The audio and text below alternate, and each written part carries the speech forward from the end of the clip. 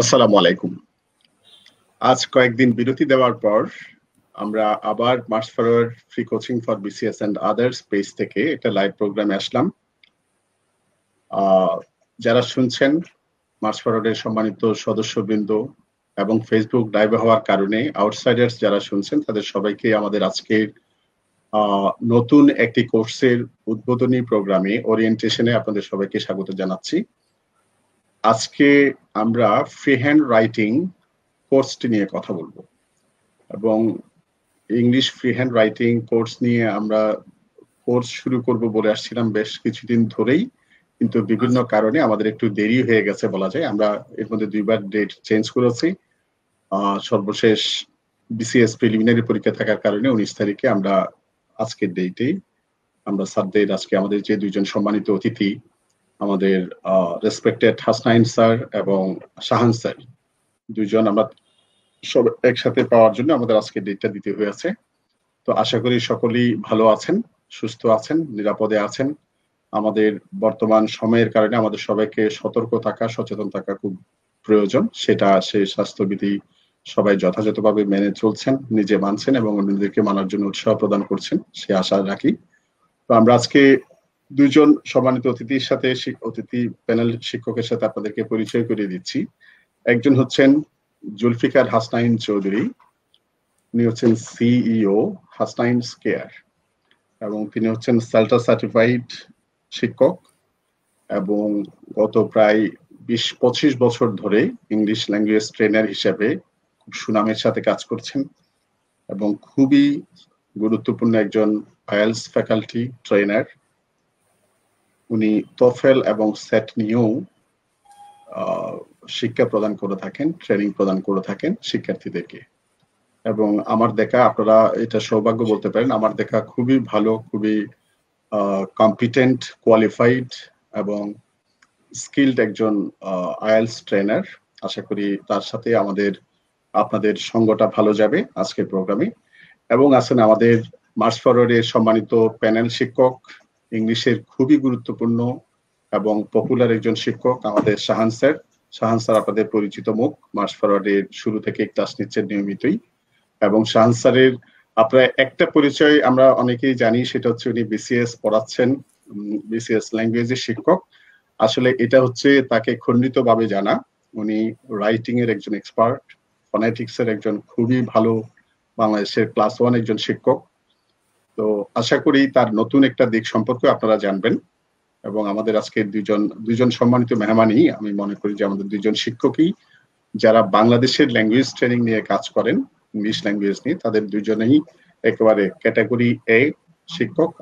এটা পরবর্তীতে তাদের আলোচনা এবং পরবর্তীতে যখন ক্লাসে তাদের সাথে আপনাদের ইন্টারেকশন হবে আমার মনে হয় সেটা বুঝতে পারবেন। আমি হাসনাইন স্যারকে শুভেচ্ছা জানাচ্ছি। কেমন আছেন ভাই? আছি আলহামদুলিল্লাহ। সবাইকে আসসালামু আলাইকুম এবং ধন্যবাদ যে আজকের লাইভ প্রোগ্রামে জয়েন করার জন্য। আমি নিজেও অনেক ভালো এখানে এসে।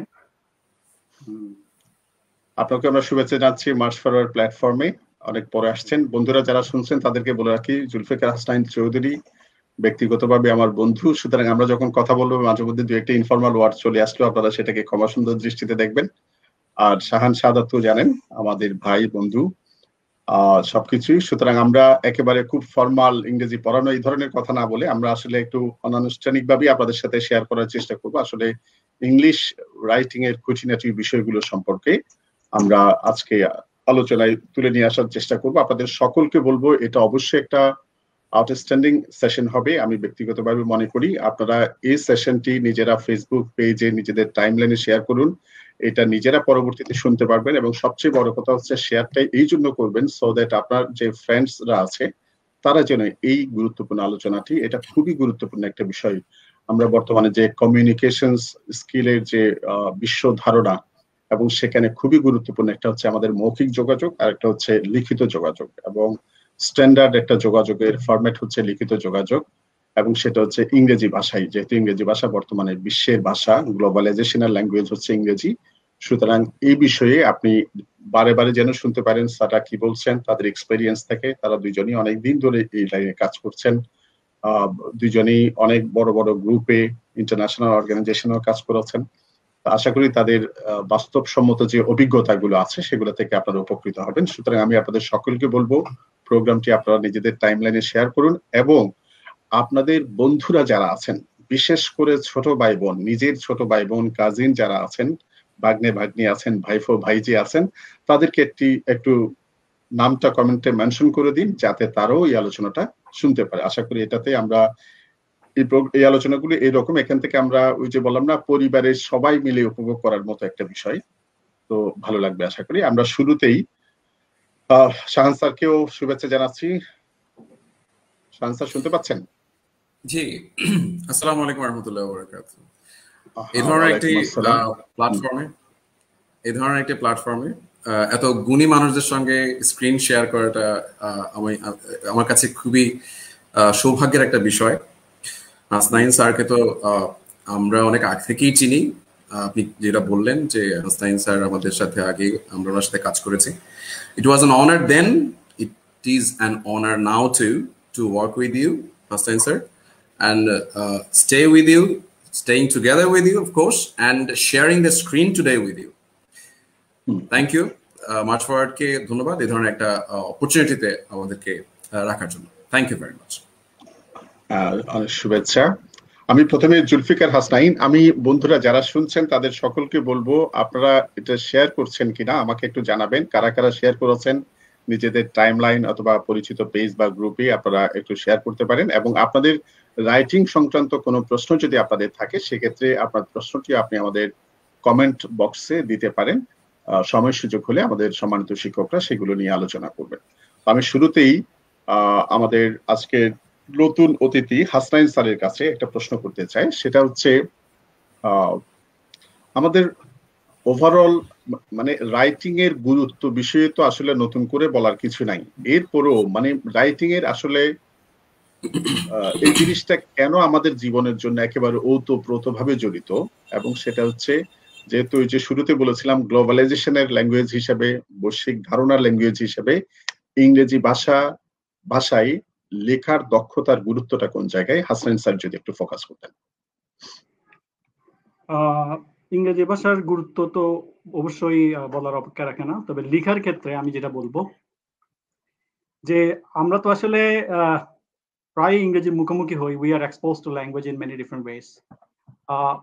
বেসিক্যালি আমরা অনেকেই মুভি দেখি, গান শুনি, তো লিসনিংটা হয়ে যায়। প্রায় সকলেই নিউজ পেপার কম বেশি নিউজ পেপার পড়ি ইংলিশ বা বাংলায়, তো রিডিংটাও হয়, এবং বিভিন্ন জায়গায় আমাদেরকে আমরা বাধ্য অনেকটা ইংরেজি বলতে। তো এই তিনটা জিনিস হলেও কিন্তু আসলে ওই রাইটিংটা তেমন হয় না। আর রাইটিং করলেও আমরা যেটা করি ইনফর্মাল রাইটিং, টেক্সটে, মোবাইলে হয়তো চ্যাট করতেছি, শর্ট অ্যাক্রোনিমে লিখি। তো কিন্তু যখন আমরা ফর্মালি লিখতে যাব, কখন কারোর সাথে কমিউনিকেট করব, হয়তো আমি কোনো একটা জব পজিশনে আছি, আমাকে হয়তো বাইরের সাথে কমিউনিকেট করতে হচ্ছে, অথবা কোনো সাপ্লায়ারের সাথে কমিউনিকেট করতে হচ্ছে, অথবা অনেকটা এডুকেটেড রিডারের কাছে আমাকে লিখতে হচ্ছে, সেক্ষেত্রে অবশ্যই আমাকে ফর্মাল রাইটিং, বিশেষ করে যে সুন্দরভাবে গ্রামার, ভোকাবুলারি, কোহেশন, কোহিয়ারেন্স ইত্যাদি মেনটেন করে লেখার প্রয়োজনীয়তা অবশ্যই আছে। তো এই জন্য আমি মনে করি যে অন্যান্য গুলোর পাশাপাশি আমাদেরকে রাইটিংটাও শেখা দরকার, এবং আমি মনে করি এটা বেশি দরকার, অন্যান্য গুলোর চেয়ে বেশি দরকার এডুকেটেড পারসন হিসেবে। হ্যাঁ, স্যার ধন্যবাদ। আমাদের শাহান স্যার এক্ষেত্রে কিছু কি যুক্ত করবেন? রাইটিংটা, বেসিক রাইটিংটা, আমাদের ফ্রি হ্যান্ড রাইটিংটার গুরুত্বটা, বিশেষ করে ইংরেজি রাইটিং এর গুরুত্বটা আপনি তো অনেকদিন ধরে পড়াচ্ছেন, আপনার কাছে কোন জায়গায় এটা বিশেষ গুরুত্ববহ বলে মনে হয়েছে? শাহান স্যার যদি একটু শেয়ার করতেন। হাসনাইন স্যার যা বলেছেন তা তো অবশ্যই একটি বিগ পয়েন্ট রাখে। প্রফেশনাল পার্সপেক্টিভ থেকে যদি আপনি বলেন, অথবা যদি আপনি প্রেজেন্টেশনের পার্সপেক্টিভ থেকে বলেন, তাহলে সেক্ষেত্রে আমি যদি এটাকে দুটো ভাগে ভাগ করি, ধরুন আমি ভাগ করলে এভাবে যে I am going to present myself. যখন আপনি নিজেকে প্রেজেন্ট করবেন, প্রেজেন্ট করার দুটো তরিকা রয়েছে। ইদানিং কালের প্রেজেন্টেশন গুলোতে যদি আপনি ক্যারিয়ার বেসড যে ইয়েগুলো রয়েছে, প্রোগ্রামগুলো রয়েছে, সেগুলোতে প্রেজেন্টেশনের যদি আপনি বা আপনাকে যদি সেলিং এর যে পার্টটা বলি, everything about selling a person, whenever you are going to go for a job, you have to sell yourself to your employers so আপনি যদি নিজেকে সেল করতে চাইলে প্রথমে আমরা যদি একটু ক্রাইটেরিয়াগুলো দেখি, মোস্ট অফ দ্য কেসেস যে ধরুন ওয়াকিং ইন্টারভিউ যদি না হয়ে থাকে, তাহলে সেক্ষেত্রে ফার্স্ট অফ অল আমরা বিসিএস থেকে শুরু করে আমরা যদি অন্যান্য যে কম্পিটিটিভ এক্সামগুলো বাংলাদেশের পার্সপেক্টিভে রয়েছে যদি আমরা তা দেখি, আপনি খুব সহজেই বুঝতে পারবেন যে আপনাকে প্রথমে ফেস করতে হয় এমসিকিউ টাইপের একটা কোয়েশ্চেন বা এক্সাম, তারপরে কিন্তু আপনাকে রিটার্ন একটা এক্সাম ফেস করতে হয়। এটা আপনি ব্যাংক বলেন, আপনি বিসিএস বলেন, অথবা অন্যান্য যে কোনো রকম ব্যাংক, বিমা, অন্যান্য যে এক্সামগুলো রয়েছে, বেসরকারি এক্সামগুলো রয়েছে, সেগুলোর ক্ষেত্রে আমরা সেম জিনিসটা ফলো করি। এরপরে প্রেজেন্টেবিলিটির পার্টটা আসে, ভাইবার পার্টটা। তো এখন প্র্যাকটিক্যাল যদি পার্সপেক্টিভ থেকে দেখি, অন্য কিছু একদম বাদই দিলাম আমরা। যদি আপনি একটা জব পাওয়ার জন্য যদি আপনি ফিল্ডে নামতে চান, তাহলে সেক্ষেত্রে ফার্স্ট অফ অল আপনাকে যদি প্রেজেন্টেবিলিটির পার্ট থেকে, স্পোকেন রাইটিং এর দুটো পার্সপেক্টিভ থেকে আপনাকে ফার্স্ট যেটি লাগে, you have to prove yourself by writing something. তো আপনি ওকে প্রুফ করার জন্য আমি একদম অন্য কোনো দিকেই না যাই, আপনি আসলে অন্য কি কি কাজে কি কি ক্ষেত্রে আপনাকে লাগছে এইসব কথা একদম বাদ দিয়েও যদি আমি একদম পয়েন্ট বেসড কথা বলি, যে আপনি একটা জব পাওয়ার জন্য আপনার জীবিকা রিজিকের পথে যদি আপনি যেতে চান, আপনাকে সর্বপ্রথম রাইটিং এর প্রতি নজর দিতে হবে স্পিকিং এর আগে। বিকজ ভাইবা আসবে পরে, তার আগে রিটার্ন একটা এক্সামকে ফেস করতে হবে। এটা বিসিএস এর ক্ষেত্রেও সত্য, ব্যাংকের ক্ষেত্রেও সত্য, অন্যান্য যে সকল যে ক্যারিয়ারের ফিল্ডগুলো আমাদের জন্য রয়েছে, টেলিকমিউনিকেশন বা সামহাউ যেটা বললেন টেক্সটাইল বা অন্যান্য যেগুলো রয়েছে, আরএমজি যে পার্টগুলো রয়েছে, সেগুলোতে আপনাকে গেলেই আপনাকে ফার্স্ট অফ অল আপনাকে লিখে প্রথমে প্রমাণ করতে হবে আপনি কি। এরপর আপনাকে প্রেজেন্টেবিলিটির পার্ট থেকে সেকেন্ড প্রেজেন্টেবিলিটি যেটা আসবে সেটা হচ্ছে আপনাকে স্পোকেন বা সামহাউ প্রেজেন্টিং এর পার্ট, সেগুলোতে আপনাকে নিজেকে প্রুভ করতে হবে। সো এই ক্ষেত্রে আপনাকে দেখবেন যে রাইটিং এর গুরুত্ব আসলে অপরিসীম, অন্য কোনো জিনিস থেকে না থাকে। আর যদি আপনি যদি বলেন যে ধরুন এই ধরনের একটা জায়গায় আপনি একটা জব পেয়ে গেলেন, সামহাউ আপনি জব পেয়ে গেলেন, ম্যানেজ করে ফেলেন, সামহাউ আপনার লাইন লিঙ্ক দিয়ে আপনি জব ম্যানেজ করে ফেলেন, যে এটা হতে পারে যে আপনি পরীক্ষা দিয়ে ম্যানেজ করেছেন, অথবা সামহাউ আপনি কোনো না কোনোভাবে ম্যানেজ করে ফেলেছেন। ম্যানেজ করে ফেলার পরে whenever you're going to prove yourself as a skilled employee, তখনই আপনাকে স্যার যেটা বললেন যে আপনি একটা মেইল করতে যাচ্ছেন, আপনি সামহাউ আপনি একটা ড্রাফট করছেন কোনো কিছুতে, এরপরে তো আর আপনার কথায় চিরা ভিজবে না, আপনাকে তো ড্রাফটিং লাগবেই। Documentation matters everywhere, documentation matters. আপনি ডকুমেন্টেশন মানেই হচ্ছে আপনাকে লিখতে হবে, আপনি লিখতে যাওয়া মানেই হচ্ছে আপনাকে you have to be very exact. আপনি যখনই এই কাজটি করতে চান তখন আপনার রাইটিং লাগবে। আপনি আজকেও আমি একটা সেশন নিয়েছিলাম কোথায় জানি, তো সেখানে আমাকে আমার ইয়েটা বলছিল স্যার কোনো রকম চাকরি পেয়ে গেলেই শেষ। এটা খুব মজা লেগেছে আমার কাছে, কোনো রকম চাকরি পেয়ে গেলেই শেষ, আজ স্যার ইংলিশের পেছনে ছুটতে হবে। আমি তাদের জন্য বলি যারা এখন আমাদের সঙ্গে লাইভে আছেন, অলরেডি 160+ আমাদের সঙ্গে আমাদের যারা আছেন তারা লাইভে আছেন, তাদেরকে বলছি চাকরি পাবার পর আপনি লাইফে যে ইংরেজি শিখেছেন তা প্রুফ করার স্টেজগুলো মাত্র শুরু হলো। ইংলিশ একটা শুধুমাত্র language, English is a skill এবং প্র্যাকটিক্যাল স্কিল। এটা প্রতি মুহূর্তে আপনাকে আপনার স্ট্যান্ডার্ড এনহ্যান্স, আপস্টেট এগুলো করার জন্য আপনাকে কাজে লাগবে, আপগ্রেড করার জন্য কাজে লাগবে, আপনি কি এটা প্রমাণের জন্য কাজে লাগবে। সো আসলে ইংরেজির প্রয়োজনীয়তা নিয়ে আসলে বা রাইটিং এর প্রয়োজনীয়তা, স্পেশালি রাইটিং এর প্রয়োজনীয়তা যদি আমি বলি, সেটা আসলে বলে শেষ করার আসলে সুযোগ নাই। আমি আরো অনেক কথা বলার ছিল, আমার মনে হয় আমি ফ্লোরটা ছেড়ে দিই। মোটামুটি আমরা বুঝতে পারছি। শাহান স্যার খুব চমৎকার ভাবে বলেছেন, সেটা হচ্ছে ইংলিশ ফর ক্যারিয়ার স্কিল, ইংলিশকে উনি স্কিলের সাথে কম্পেয়ার করেছেন। এখন তো বিভিন্ন জায়গায় তো আমরা শুনি যে Hasnain sir English for life, জীবনের জন্য ইংরেজি। এখন আসলে যেটা বলা হয়েছে একটা হচ্ছে এখানে শুরু, আমরা একটা ইংরেজি টার্মের সাথে পরিচিত কি ইনফেরিয়রিটি কমপ্লেক্স। শাহান স্যার যেটা বললেন, এনি হাউ যদি আমরা একটা জব ম্যানেজ করেও ফেলি, সেটা পরীক্ষার পদ্ধতির ভিতর দিয়ে হোক অথবা এনি হাউ যদি জব ম্যানেজ হয়েও যায়, এরপরে তার যে ডে টু ডে ফাংশন সেগুলো তো সবগুলোতে রাইটিং এর মাধ্যমেই সাধারণত এক্সপ্রেস করতে হয়। বসকে রিপোর্ট করা বা সাবঅর্ডিনেটদেরকে কোনো একটা আদেশ দেওয়া, সেটা তো সাধারণত ইংরেজিতেই করতে হয়। সুতরাং এটার গুরুত্বকে অস্বীকার করার কোনো সুযোগ নাই। এবং এটা তো হচ্ছে জবে ঢোকার পরে, যারা শুনছেন একটু খেয়াল করেন, জবে ঢুকতে গেলে তো ইংলিশ আপনার কালো পাহাড়ের মতো বিশাল একটা ব্যারিয়ার হয়ে বসে আছে। আপনি ইংরেজি পরীক্ষা দিবেন, প্রিলিমিনারি পরীক্ষা দিনে যারা পাশ করেছে তাদের সবারই এখন হাই ইংলিশ একটা রব উঠে গেছে। ইংলিশটা কিভাবে এই 200 নম্বরের বিশাল একটা ইংরেজিকে সে কিভাবে ওভারকাম করবে। আপনি ব্যাংকে ঢুকতে চাচ্ছেন, আপনি এমসিকিউ পরীক্ষায় পাশ করলেন, এরপরে কিন্তু আপনাকে আবার ইংরেজির পরীক্ষাটা দিতে হচ্ছে। এবং সেক্ষেত্রে আমরা অনেকেই জানিও না, অনেকে অনেক নাম্বার হিসাব করে বসে থাকি, এত পাবো, পরীক্ষার রেজাল্ট হলো একটা মানে কি বলবো, মানে শুনতে খারাপ লাগবে, একটা ডাব্বা টাইপের কিছু একটা হয়ে যায় বা আমরা কৃতকার্য হতে পারি না। এবং আমাদের আজকের হাসনাইন স্যার অনেক লং এক্সপেরিয়েন্সড একজন শিক্ষক, উনি আইএলস পড়াচ্ছেন অনেক বছর ধরেই, উনি আরো ভালো করে বলতে পারবেন।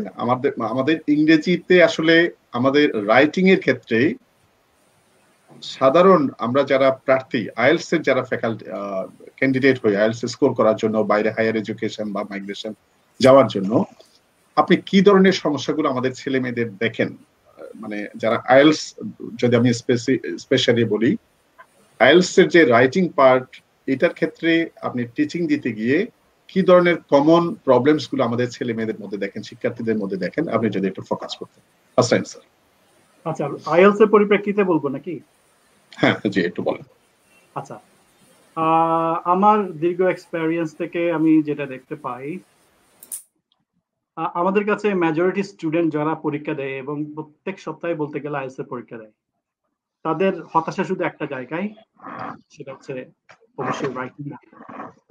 আপনারা যদি একটু গবেষণা করেন দেখেন, বা পরিচিত মহলে যারা আইএলস পরীক্ষা দিয়েছে তাদের স্কোর গুলো যদি দেখেন 4টা মডিউলের মধ্যে, আপনারা দেখবেন যে আসলে সবগুলো মডিউলে ব্যান্ড ভালো হলেও তুলনামূলকভাবে আইএলস এর রাইটিং মডিউল অনেক কম স্কোর আসে। অনেকে বলে যে না, এটা মনে হয় পার্সিয়ালিটি করে যে এই সেন্টারে স্কোর দেয় না। অনেকে বলে যে না, আইডিপি তে পরীক্ষা দিলে মনে হয় রাইটিং ভালো হবে, ব্রিটিশ কাউন্সিলে পরীক্ষা দিলে মনে হয় হবে না। তো অনেকে করে কি আইডিপি তে চেঞ্জ করে আবার ব্রিটিশ কাউন্সিলে যায়, ওইখানে গিয়েও দেখে যে একই অবস্থা। পরে চিন্তা করে যে না না, আমাদের মনে হয় কোন একটা যে বলদ আছে, তো তারা কোচিং সেন্টার চেঞ্জ করতে থাকে। ওই কোচিং সেন্টারে পরে আইএলস রাইটিং ভালো হবে না, মনে হয় আরেকটা কোচিং এ গেলে ভালো হবে। তো যেটাই হোক, আসলে আমরা যে ব্যথা খুঁজতে গিয়ে বিভিন্ন জায়গায় টেপাটেপি করি, কিন্তু ব্যথা যে আঙ্গুলের মুখে সেটা আমরা খেয়াল করি না। বেশিরভাগ ক্ষেত্রেই দেখা যায় যে যারা ইংলিশ ভালো বলতে পারে বা পরে বুঝতে পারে, তাদের সমস্যা হয় গিয়ে রাইটিং এ। সবচেয়ে বড় ধরনের সমস্যা যেটা, সেটা হচ্ছে কি আইএলটিএস এর রাইটিং এর যে সমস্ত কোয়েশ্চেন গুলো করে, যেমন টাস্ক 1, টাস্ক 2, আমি বিশেষ করে বলবো টাস্ক 2 তে যে এসেটা হয়, যে প্রশ্নটা আসে, অনেকেই প্রশ্নটা পড়ে বুঝতে পারে না। দেখা গেল, উদাহরণস্বরূপ আমি বলি, একটা প্রশ্ন দেওয়া আছে, animals should not be used for the benefit of humans unless there is evidence that they do not suffer in any way. তো এখানে অ্যানিমালস দেখেই অনেকে লেখা শুরু করে, এই তো পাইছি, এটা তো আমি শিখছিলাম, স্কুল কলেজ ইউনিভার্সিটি কত শিখছি গরুর রচনা, দিয়ে কাউ দিয়ে একটা লিখে দিল। হ্যাঁ, তারপর বললো যে হ্যাঁ আমি তো 3-4 পৃষ্ঠা লিখে ফেলছি, মাশাআল্লাহ, একটা কিছু তো পাবো। কিন্তু পরে দেখা যায় কি আসলে সেরকম আসে না, কারণ আইএলস এ তো ওই রকম যে বিঘা গুনে গুনে মার্কস দেয় না, যেরকম আমরা হয়তো স্কুল কলেজে পেয়েছি। আমাদের যেরকম একটা এক্সপেকটেশন ছিল যে পপি গাইড, আব্দুল্লাহ গাইড মুখস্থ করে একটা কিছু লিখেছিলাম বা বানিয়ে কোনোভাবে লিখেছিলাম, ওটাতে একটা স্কোর পেয়ে গেছি। কিন্তু আইএলস এ সেটা হয় না। এইখানে ওরা অবশ্যই 4টা ক্রাইটেরিয়া দেখেই চেক করে, এবং এখানে প্রথম যেটা চাই যে টাস্ক রেসপন্স, অর্থাৎ প্রশ্ন সে বুঝে আনসার করেছে কিনা। তো প্রথম ধাক্কাটা তারা খায় হচ্ছে প্রশ্ন বোঝার ক্ষেত্রে, এটা হচ্ছে বড় সমস্যা। দ্বিতীয় যে সমস্যা সেটা হচ্ছে, এখন প্রশ্ন বুঝলাম, প্রশ্ন বুঝছি, সে দুনিয়ার তথ্য সব দিতেই থাকে, কিন্তু সে বুঝে না প্রশ্ন চাচ্ছে তার অপিনিয়ন, কোনো জায়গায় তার অপিনিয়ন নাই। আবার অনেক কিছু প্রশ্ন আছে যে আর্গুমেন্ট, যেখানে আমাকে ইভালুয়েট করতে হবে, কম্পেয়ার করতে হবে, কোনো ইভালুয়েশন নাই, কোনো কম্প্যারিজন নাই, সরাসরি আই এগ্রি, আই ডিসএগ্রি।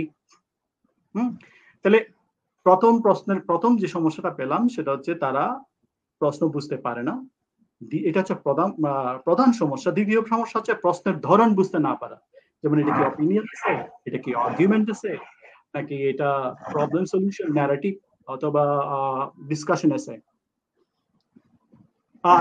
এরপরে যখন আমরা যখন পেপার চেক করি, যে সমস্যাগুলো দেখি যে যারা প্রশ্ন বুঝেছে এবং লিখেছেও, তাদের মধ্যে অনেক ভালো লিখেছে, তাদের মধ্যে একটা সমস্যা দেখা যায় যে আইডিয়া যখন প্রেজেন্ট করে, সেই আইডিয়াটাকে তারা এক্সটেন্ড করতে পারে না, এটাকে সাপোর্ট দিতে পারে না, এটার এক্সাম্পল দিতে পারে না, এটার কনসিকুয়েন্স বলতে পারে না, এটার সাথে অন্য আইডিয়াকে কম্পেয়ার করে ইভ্যালুয়েট করতে পারে না। ইভ্যালুয়েশন এবং আইডিয়া ডেভেলপমেন্ট, এটাও একটা বড় সমস্যা। আর আমি যেটা বলবো বারবার, যে আমাদের শিক্ষা ব্যবস্থার কারণে যে একটা টেন্ডেন্সি সবার মধ্যে থাকে, বাংলাদেশি স্টুডেন্টদের মধ্যে, সেটা হচ্ছে মুখস্থ লেখা। আমি বলছি বাংলা মিডিয়ামে যারা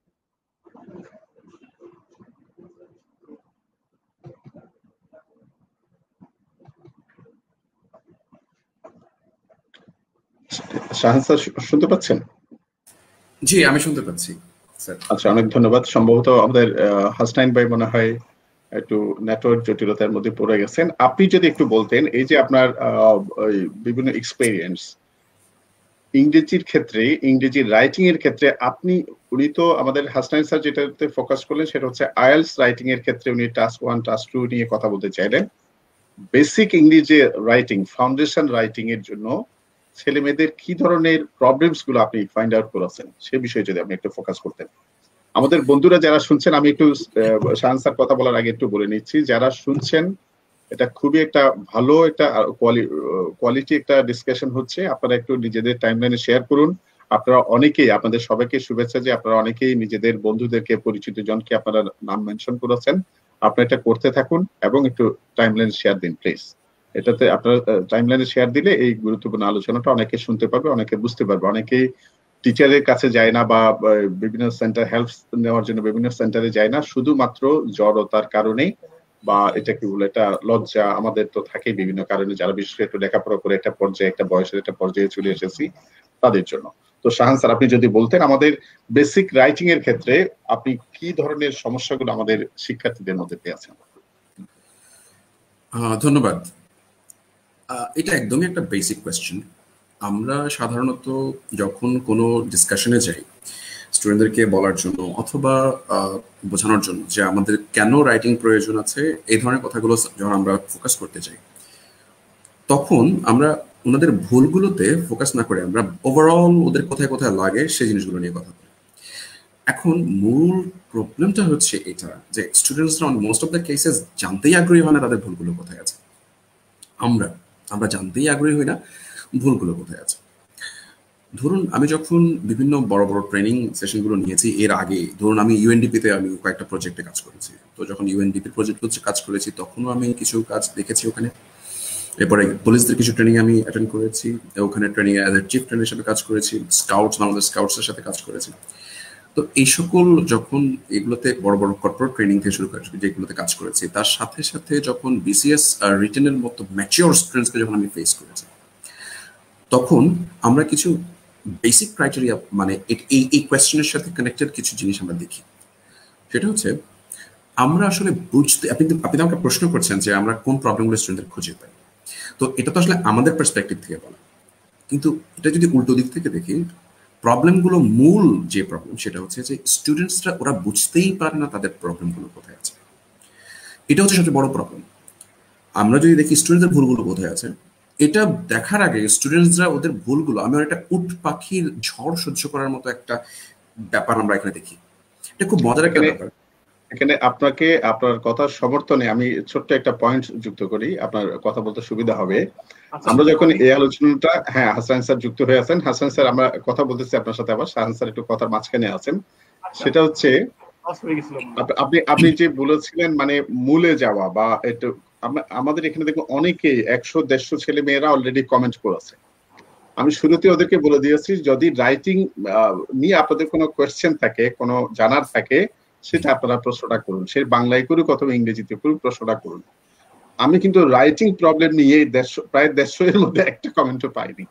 That's the point. আমি এটাই বলার চেষ্টা করছি যে আমাদের জাতিগত কিছু সমস্যা আছে। জাতিগত সমস্যা হচ্ছে যতক্ষণ পর্যন্ত আপনি রান্না করতে যাবেন না ততক্ষণ পর্যন্ত আপনি সবচেয়ে পৃথিবীর বড় শেফ। যতক্ষণ পর্যন্ত আপনি কোনো পরীক্ষা দেবেন না ততক্ষণ পর্যন্ত আপনি পৃথিবীর সবচেয়ে, বা পৃথিবীর বাদ দেন, আপনি বাংলাদেশের সবচেয়ে বেস্ট ক্যাডার, পররাষ্ট্র ক্যাডারের ক্যান্ডিডেট। আপনি পরীক্ষা যখন দিতে যাবেন প্রিলিতেই পাস করছেন না, দ্যাটস দ্য প্রবলেম। এখন আপনি যখন, আমি প্রায় একটা কাজ করি সবসময়, যে ধরুন রাইটিং মাঝে মাঝে অনেক কোর্স আমি করেছি, আমি আমার লাইফে কমপক্ষে 2,500 থেকে 3,000-এর উপরে ক্লাস নিয়েছি, মানে রাইটিং এর উপরে 2,500 থেকে 3,000-এর উপরে জাস্ট বেসিক ক্লাসগুলো নিয়েছি কর্পোরেট যে সেশনগুলো সেগুলোতে। আর রাইটিং এর যেটা বলছি, যে বিসিএস রিটেনের যে কথা বলছি সেগুলো বাদ হিসাবে। কর্পোরেট ট্রেনিং এর মধ্যে যখন আমি যাই, প্রথম ক্ষেত্রে আমি প্রথমে একটা প্রশ্ন করি, ধরুন আমরা রাইটিং নিয়ে কাজ করতে আসছি আজকে, আপনি আসলে ধরুন আপনার প্রয়োজনীয় যে লেখাটা আছে, একটা মেইল লিখছেন আপনি, প্রয়োজনীয় লেখা এটার বাইরে, আপনি ধরুন এই মেইল লেখাটা বাদ দিয়ে আপনি আপনার রাইটিং স্কিল ডেভেলপমেন্টের জন্য কখনো লাস্ট কত বছরের মধ্যে, আমি এভাবে জিজ্ঞেস করতাম, লাস্ট কত বছরের মধ্যে আপনি 3 লাইন লিখেছেন আপনার স্কিল ডেভেলপমেন্টের জন্য, যে আমি লিখতে পারছি, আমি লিখি আমার দেখি তো লেখাটা ভালো হচ্ছে কিনা, এটা ভেবে আমি 3টা লাইন লিখেছি কিনা আমি ওদেরকে জিজ্ঞেস করতাম, এবং আমি 99% ক্ষেত্রে আমি আনসারটা পেতাম হচ্ছে স্যার না। তো এটা তো হচ্ছে আমাদের কর্পোরেট ট্রেনিং এর ক্ষেত্রে ব্যাপারটা হচ্ছে। এবার যদি আমি একটু বাইরে যাই, আমাদের যারা রিটেনের স্টুডেন্ট যারা আছে, বিসিএস রিটেন যারা লাইটিং এর উপরে কাজ করছে, তাদের ক্ষেত্রে আমরা কি পাই, আমি একই প্রশ্ন তাদেরকেও করি। ওনারা ম্যাচিওর স্টুডেন্টস, বিসিএস এ যারা রিটেন প্রিলি পাস করে যাওয়া মানে হচ্ছে তারা নিজেদেরকে বেশ ম্যাচিওর মনে করে, যতটুকু ম্যাচিওর ওনাদের মনে করা উচিত ততটুকু বা তার চেয়ে বেশি মনে করে, বা তারা তখন মাত্র একটা স্টেজ বাকি আছে ক্যাডার হওয়ার পেছনে, ম্যাচিওর মনে করাটাই বেটার, স্বাভাবিক ব্যাপার। তো ওই ম্যাচিওর স্টুডেন্টগুলো যখন আমি বলি যে আপনি রাইটিং স্কিল ডেভেলপমেন্টের জন্য আপনি এসেছেন, আপনি রিটেনে আপনি 200 মার্কস আপনাকে ফেস করতে হবে, যেখানে আপনার 50 মার্কসের একটা এসে আপনি কন্ট্রিবিউট করতে হবে, এই ক্ষেত্রে আপনি আমাকে একটু বলুন যে আপনি নিজের রাইটিং স্কিল ডেভেলপমেন্টের জন্য আপনি লাস্ট কি করেছেন। উত্তরগুলো এমন আসতো যে স্যার না, এই ধরনের কোনো কিছু তো কখনো আমরা করি। তা এখন আপনি যেখানে আমার ভাইয়েরা, আমার বোনেরা, আমার ছাত্ররা, আমার বন্ধুরা যখন কখনো নিজেকে এই প্রশ্নের সম্মুখীন করেনি যে স্যার আমি লিখতে পারি কিনা, আমার লেখার মধ্যে এই সমস্যাটা হচ্ছে, ওরা কখনো বুঝতেই চেষ্টা করেনি, তাহলে তাদেরকে আপনি বোঝাতে গেলে ওরা কিন্তু এটা বুঝতে পারবে না। That's the problem. আমরা যে বুঝি না, আমরা ভুল করছি, এটাই তো আমরা বুঝতে পারছি না। That's the problem. আপনি স্পিকিং এর ক্ষেত্রে কি করছেন, আপনার সামনে একজন ফটফট করে স্পিকিং এ ভালো ইংরেজি বলে যাচ্ছে, আপনি বলতে পারছেন না, এটা ঠিক আছে। এখন জনগণের সামনে আপনি কতটুকু প্রেজেন্টেবিলিটি আপনার আছে, প্রেজেন্টেবল আপনি, এই ব্যাপারটা কয়েকজনের সাথে কথা বলতে গিয়ে আপনি মুখ বন্ধ করে আছেন, লোক বুঝে গেল। রাইটিং এর ক্ষেত্রে এটা বোঝার কোনো রকম কোনো স্কোপ নেই, যতক্ষণ না পর্যন্ত হাসনাইন স্যারের কাছে গিয়ে আপনি আইএলটিএস এর কোর্স করে একটা দুটো মক টেস্ট না দেওয়া পর্যন্ত আপনাকে কেউ বুঝতেই পারবে না আপনার ভিতরে কি আছে। আপনি 4 পাবেন নাকি আপনি কি 7.5 পাওয়ার যোগ্যতা রাখেন, এটা আপনাকে একটা পরীক্ষা দেওয়া পর্যন্ত আপনি বুঝতে পারবেন না। ঠিক তেমনি এটা তো আইএলটিএস পরীক্ষার্থীদের জন্য বলছি। আপনি ভেবে দেখুন তো, আমাদের রিটেন স্টুডেন্ট যারা আছে, যারা ব্যাংকের জন্য ট্রাই করছে, তারা কিভাবে বুঝবে নিজেদেরকে, তারা কিভাবে বুঝবে জানেন? তারা হচ্ছে 2-3 বার বিভিন্ন ব্যাংকের রিটেন এক্সাম অ্যাটেন্ড করবে, ফেল করার পর হয়তো বুঝতে পারবে, হয়তো আমি এটাই বলছি, অনেকে এভাবে পরীক্ষায় ফেল করতে করতে একটা পর্যায়ে হয়তো বুঝতে পারবে যে স্যার আমার মনে হয় আমার সবগুলোই ঠিক আছে, আমার মনে হয় রেটিং এ বা রিটেন পার্টের মধ্যে আমার মনে হয় রাইটিং আমার কিছু সমস্যা আছে, 50 মার্কসের এখন আমি বড় ধরা খেয়ে যাচ্ছি। ঠিক তেমনি একই কথা আমাদের বিসিএস রিটেনের ক্ষেত্রে। যখনই রিটেনের ক্ষেত্রে আপনি এই কাজটি করতে যাচ্ছেন, একই প্রবলেম আপনি ফেস করবেন। আপনি কি প্রবলেমগুলো ফেস করবেন? আপনি লিখতেই পারছেন না, আপনি লিখছেনই না, আপনার ভুলগুলো আপনি চোখেই পড়ছে না, আপনি লিখছেনই না, যেহেতু ভুল চোখে পড়ছে না, আপনাকে ভুল ধরার জন্য কেউ নাই, আপনি এক্সপার্টের কাছে তো যাওয়ার প্রশ্নই আসে না, কারণ আপনি বুঝতেই পারছেন না আপনার ভুল হচ্ছে। এটা একটা প্রবলেম। স্যার এখানে কি আমি একটু যুক্ত করবো আপনার সাথে? জি প্লিজ। আপনি যে এই যে ব্যাংক এবং বিসিএস এর যে রিটেন পার্ট, রাইট, রিটেনের যে ইংলিশ রাইটিং পার্টটা যেটা বললেন, বোঝার ক্ষেত্রে পরে বোঝা, পরীক্ষায় যাওয়া, আপনি খুব চমৎকার একটা লাইন দিয়ে শুরু করেছিলেন। আমরা অনেক গুরুত্বপূর্ণ কতগুলো জিনিস নিজে কোনো প্র্যাকটিস না করে, পড়ালেখা না করে সরাসরি পরীক্ষার হলে গিয়ে সেটা করে ফেলতে চাই। যেমন আপনি তো বিসিএস রিটেন ইংলিশ নিয়ে অনেকদিন ধরে কাজ করতেছেন। আমাদের অনেক স্টুডেন্ট আছে যারা আমাদের যে রিডিং প্যাসেজের যে 100 মার্কসের যে পরীক্ষাটা আছে, সেই পরীক্ষাটি নিজে কখনো কোনো প্র্যাকটিস না করে সরাসরি পরীক্ষার হলে গিয়ে প্রথম প্র্যাকটিসটা সে করে। মানে এই যে 7টা প্রশ্নের উত্তর দিতে হয়, এই প্রথম কাজটা সে ওখানে গিয়ে করে। আবার আমাদের যে বইগুলো আছে বাজারে, যে অ্যাভেলেবল যে বুকস গুলো আছে, সেগুলোতে দেখা যায় সেটা জাস্ট সমাধানটা করে দেওয়া, মানে এটাতে থেকে যে সে কিছু একটা বুঝবে। আপনি যেটা বললেন, আমাদের তো কোনো প্রবলেম, এখন আমি বলার পরে বোধহয় কারো বোধহয় আমাদের কোনো তরুণ বন্ধু একটু উৎসাহিত হয়ে আছেন। থ্যাংক ইউ, অনেকে সুন্দর সুন্দর প্রশ্ন, এই প্রশ্নগুলোই শুনতে চাচ্ছি আমরা। আসলে আমাদের প্রশ্ন না, আপনারা যে প্রশ্নগুলো করবেন, আপনারা যারা পরীক্ষা দিচ্ছেন, যারা এখনো শিক্ষার্থী হিসেবে ফর্মাল একাডেমিক লাইফ লিড করছেন, তারা কি প্রবলেম গুলো ফেস করছেন, এগুলো কিন্তু আমরা আসলে শুনতে চাচ্ছিলাম।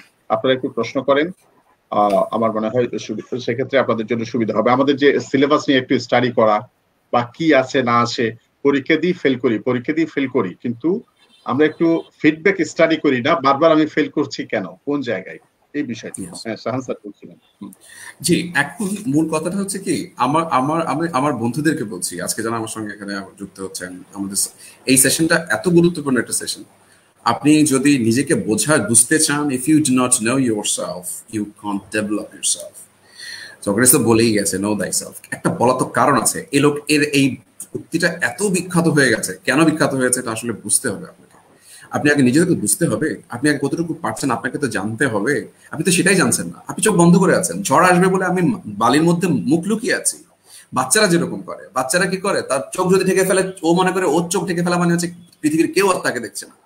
আমরা ঠিক বাচ্চাদের একটা অ্যাটিটিউড নিয়ে বসে আছি। চিন্তা করে দেখেন, আমি লিখছি না, কারণ হচ্ছে কি আমি লিখলে তো মানে সামহাও আমার সব বেরিয়ে যাচ্ছে, দুর্বলতা বেরিয়ে যাচ্ছে, এই জন্য আমি লিখছি না।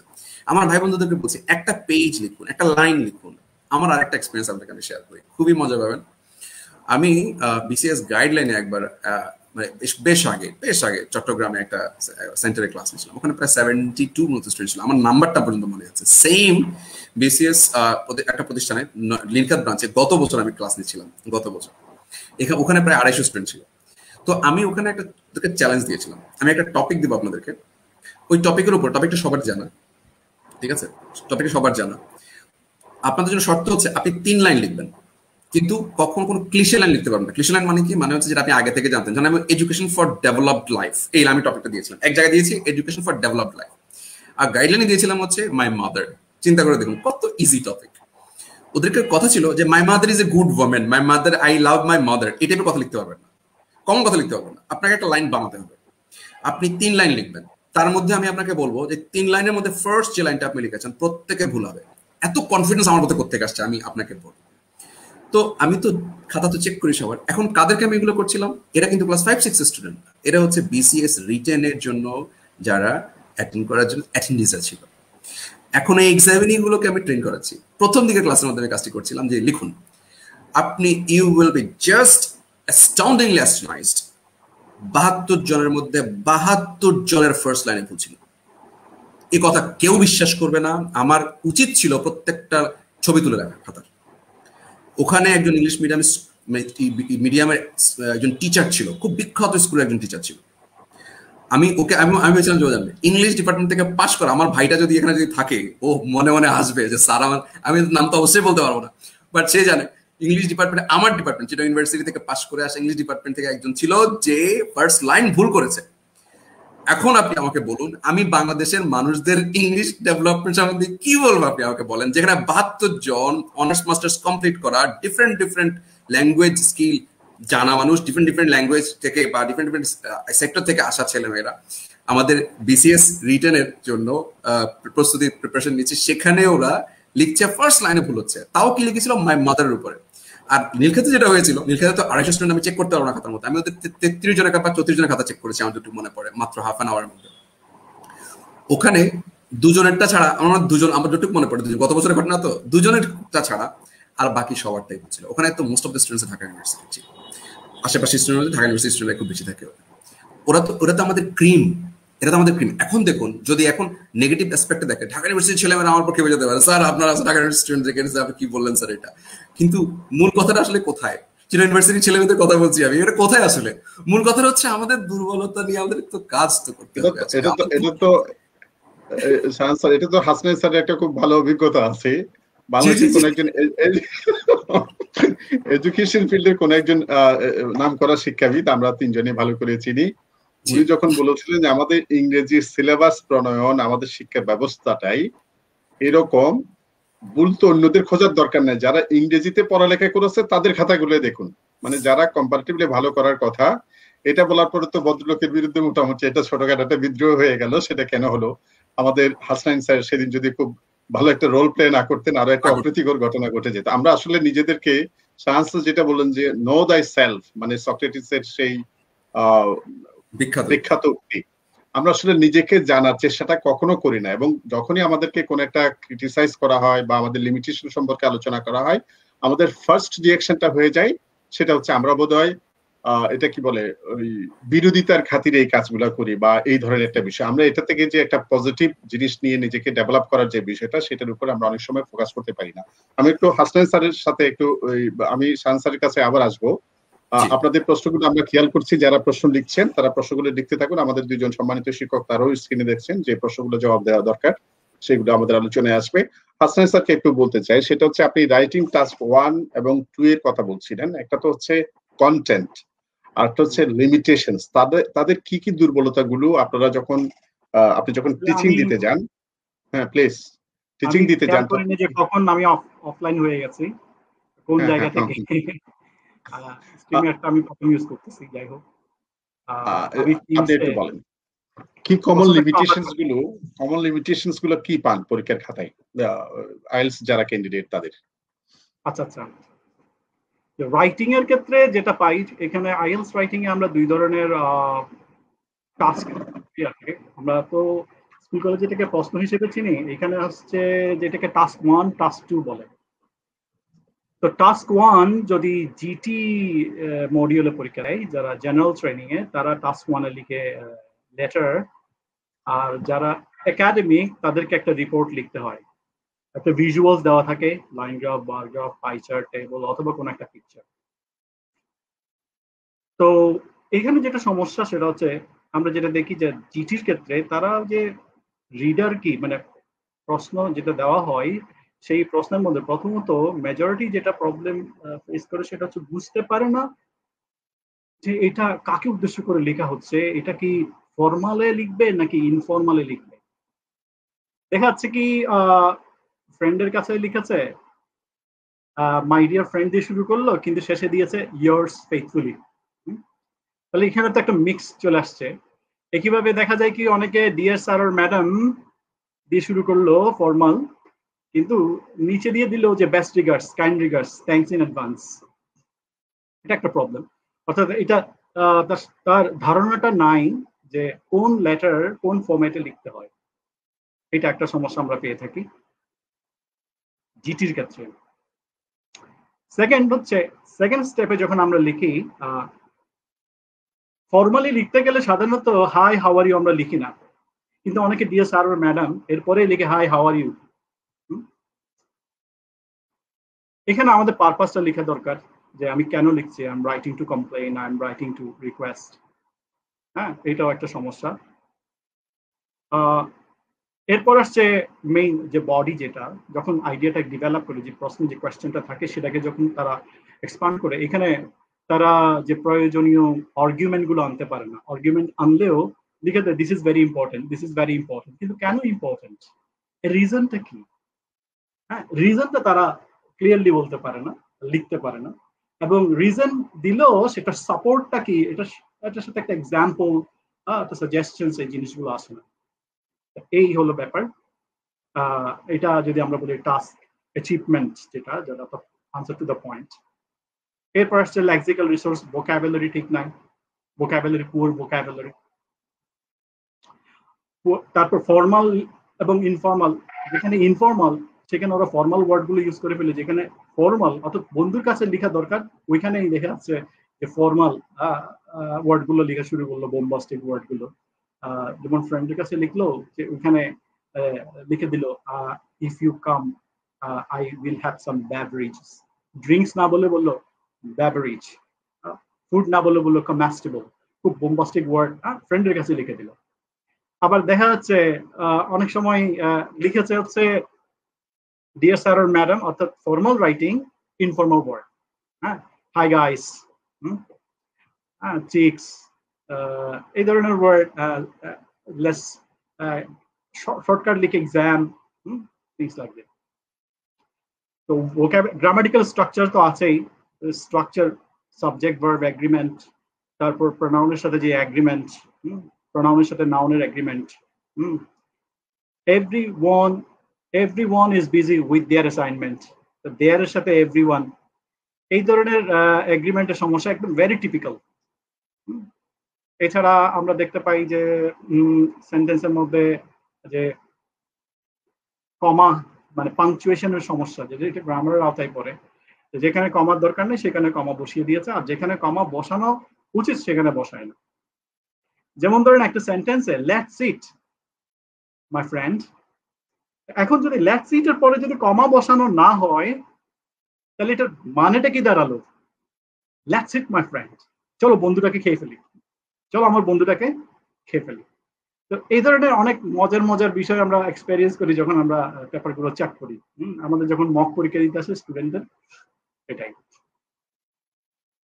এবার আমরা আসি একাডেমিক জেনারেলের বিষয়গুলো আমরা আলোচনা করলাম, যে টাস্ক রেসপন্সের দিক, অ্যাচিভমেন্টের দিক থেকে, লেক্সিক্যাল রিসোর্সের ব্যাপারটা আমি বলেছি, grammatical range and accuracy, cohesion coherence, কথাগুলো যৌক্তিকভাবে উপস্থাপন করা, লজিক্যাল রিলেশন গুলো রাখা।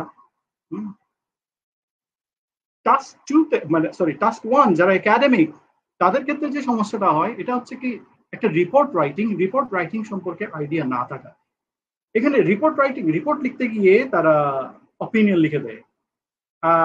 যেমন একটা সেলস ফিগার দেওয়া আছে, নিচে দেওয়া আছে একটা টাইম, তো সে 1945, তো সেলস ফিগারটা দেখা যাচ্ছে প্রথম দিকে বাড়ছে 1930, পরের দিকে কমেছে। তো এখানে ওরা লিখে দেয় although the sales figure increased, পরে দেখা যাচ্ছে এটা লিখলো যে দিস ইজ বিকজ একটা কারণ দিয়ে দিল at that time in 1945 there was a war, there is a global depression, অনেক তথ্য নিয়ে আসে যেগুলো আসলে ভিজুয়ালে নাই, ছবিতে নাই।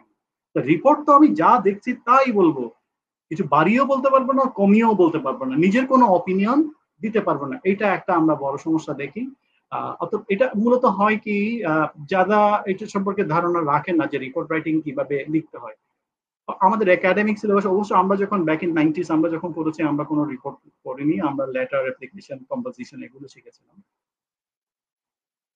এই হচ্ছে ব্যাপার টাস্ক অ্যাচিভমেন্টের ক্ষেত্রে, অর্থাৎ অপিনিয়ন মিক্স করে দেয়। এরপর হচ্ছে এটা হচ্ছে লেখা আছে প্রেজেন্টে, এখানে লেখা থাকে যে এটা write a report for university lecturer. তাহলে এটা হচ্ছে ফর্মাল স্টাইলেই লিখতে হবে। ফর্মাল স্টাইল ভোকাবুলারি গুলো সেরকম, ইট শোস না বলে ইট ডেলিনিয়েটস, ইলাস্ট্রেটস, এরকম কিছু ওয়ার্ড ইউজ করতে হবে, মানে ফর্মাল ওয়ার্ডস। আর সেন্টেন্স গুলো একটু কমপ্লেক্স স্ট্রাকচার রাখা দরকার, সবগুলো সিম্পলে রাখে। এই গেল হচ্ছে আমরা যদি অ্যাচিভমেন্টের পর দেখুন যে এটা হচ্ছে গ্রামাটিক্যাল রেঞ্জ, অ্যাকিউরেসি প্রবলেম তো সেম আছেই। এরপর কোহেশন কোহিয়ারেন্স, অর্থাৎ পুরা গ্রাফটা, এটা যদি লাইন গ্রাফ হয়, পুরা গ্রাফটা দ্বারা মেসেজটা কি, এটার পারপাসটা কি, ওই পারপাসটা এখানে আসে না। এটা টাস্ক 1 এর বিষয়। সবচেয়ে বড় সমস্যা আমরা যেটা দেখি এটা সবার ক্ষেত্রে, সেটা হচ্ছে টাস্ক 2 মানে এসে লিখা। এসে যে টপিকটা দেওয়া থাকে, যে প্রপোজিশন যেটা দেওয়া থাকে, সেই প্রপোজিশনের ক্ষেত্রে প্রপোজিশনের চাইছে একটা, ওরা লিখে ফেলে আরেকটা। অনেক সময় এটা প্রশ্নটা ওরা বুঝতে পারে না। যেমন একটা প্রশ্ন দিল, teachers should be disinterested in teaching in a classroom where both male and female students are available.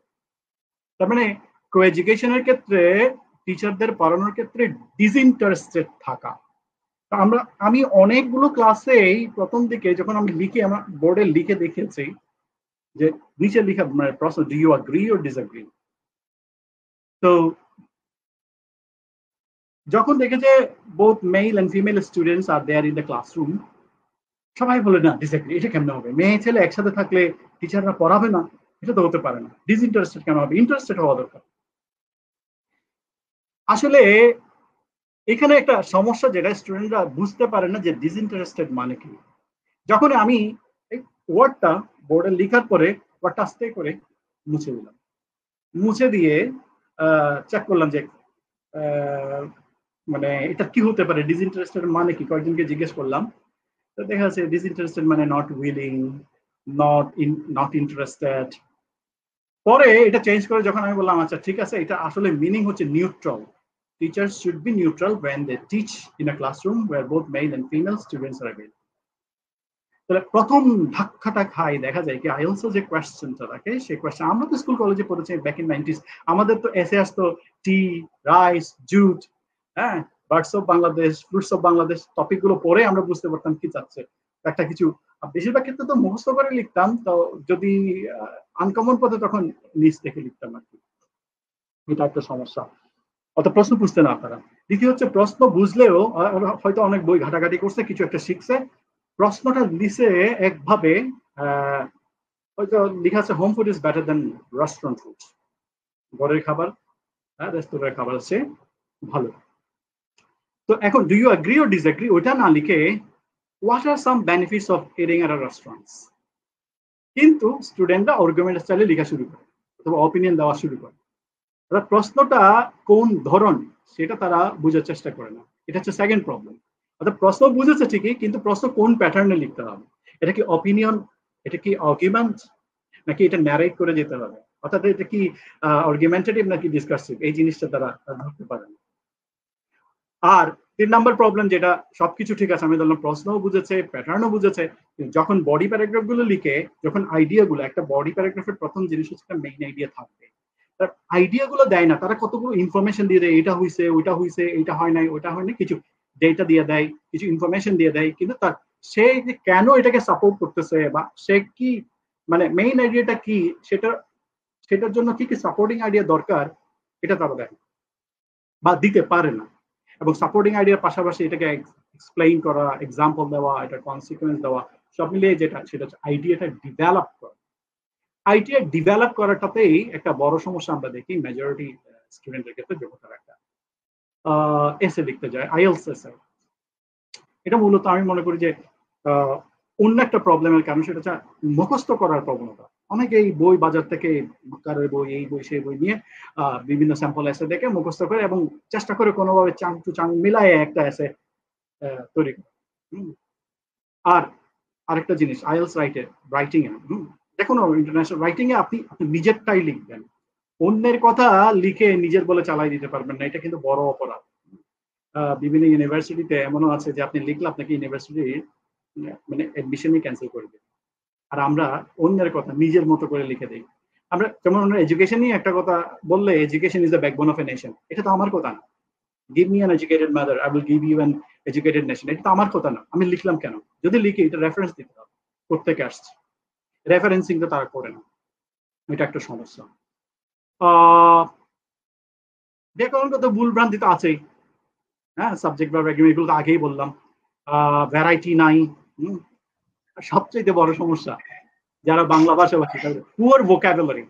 একটা টপিক আসলে টপিক রিলেটেড ভোকাবুলারি সে খুঁজে পায় না।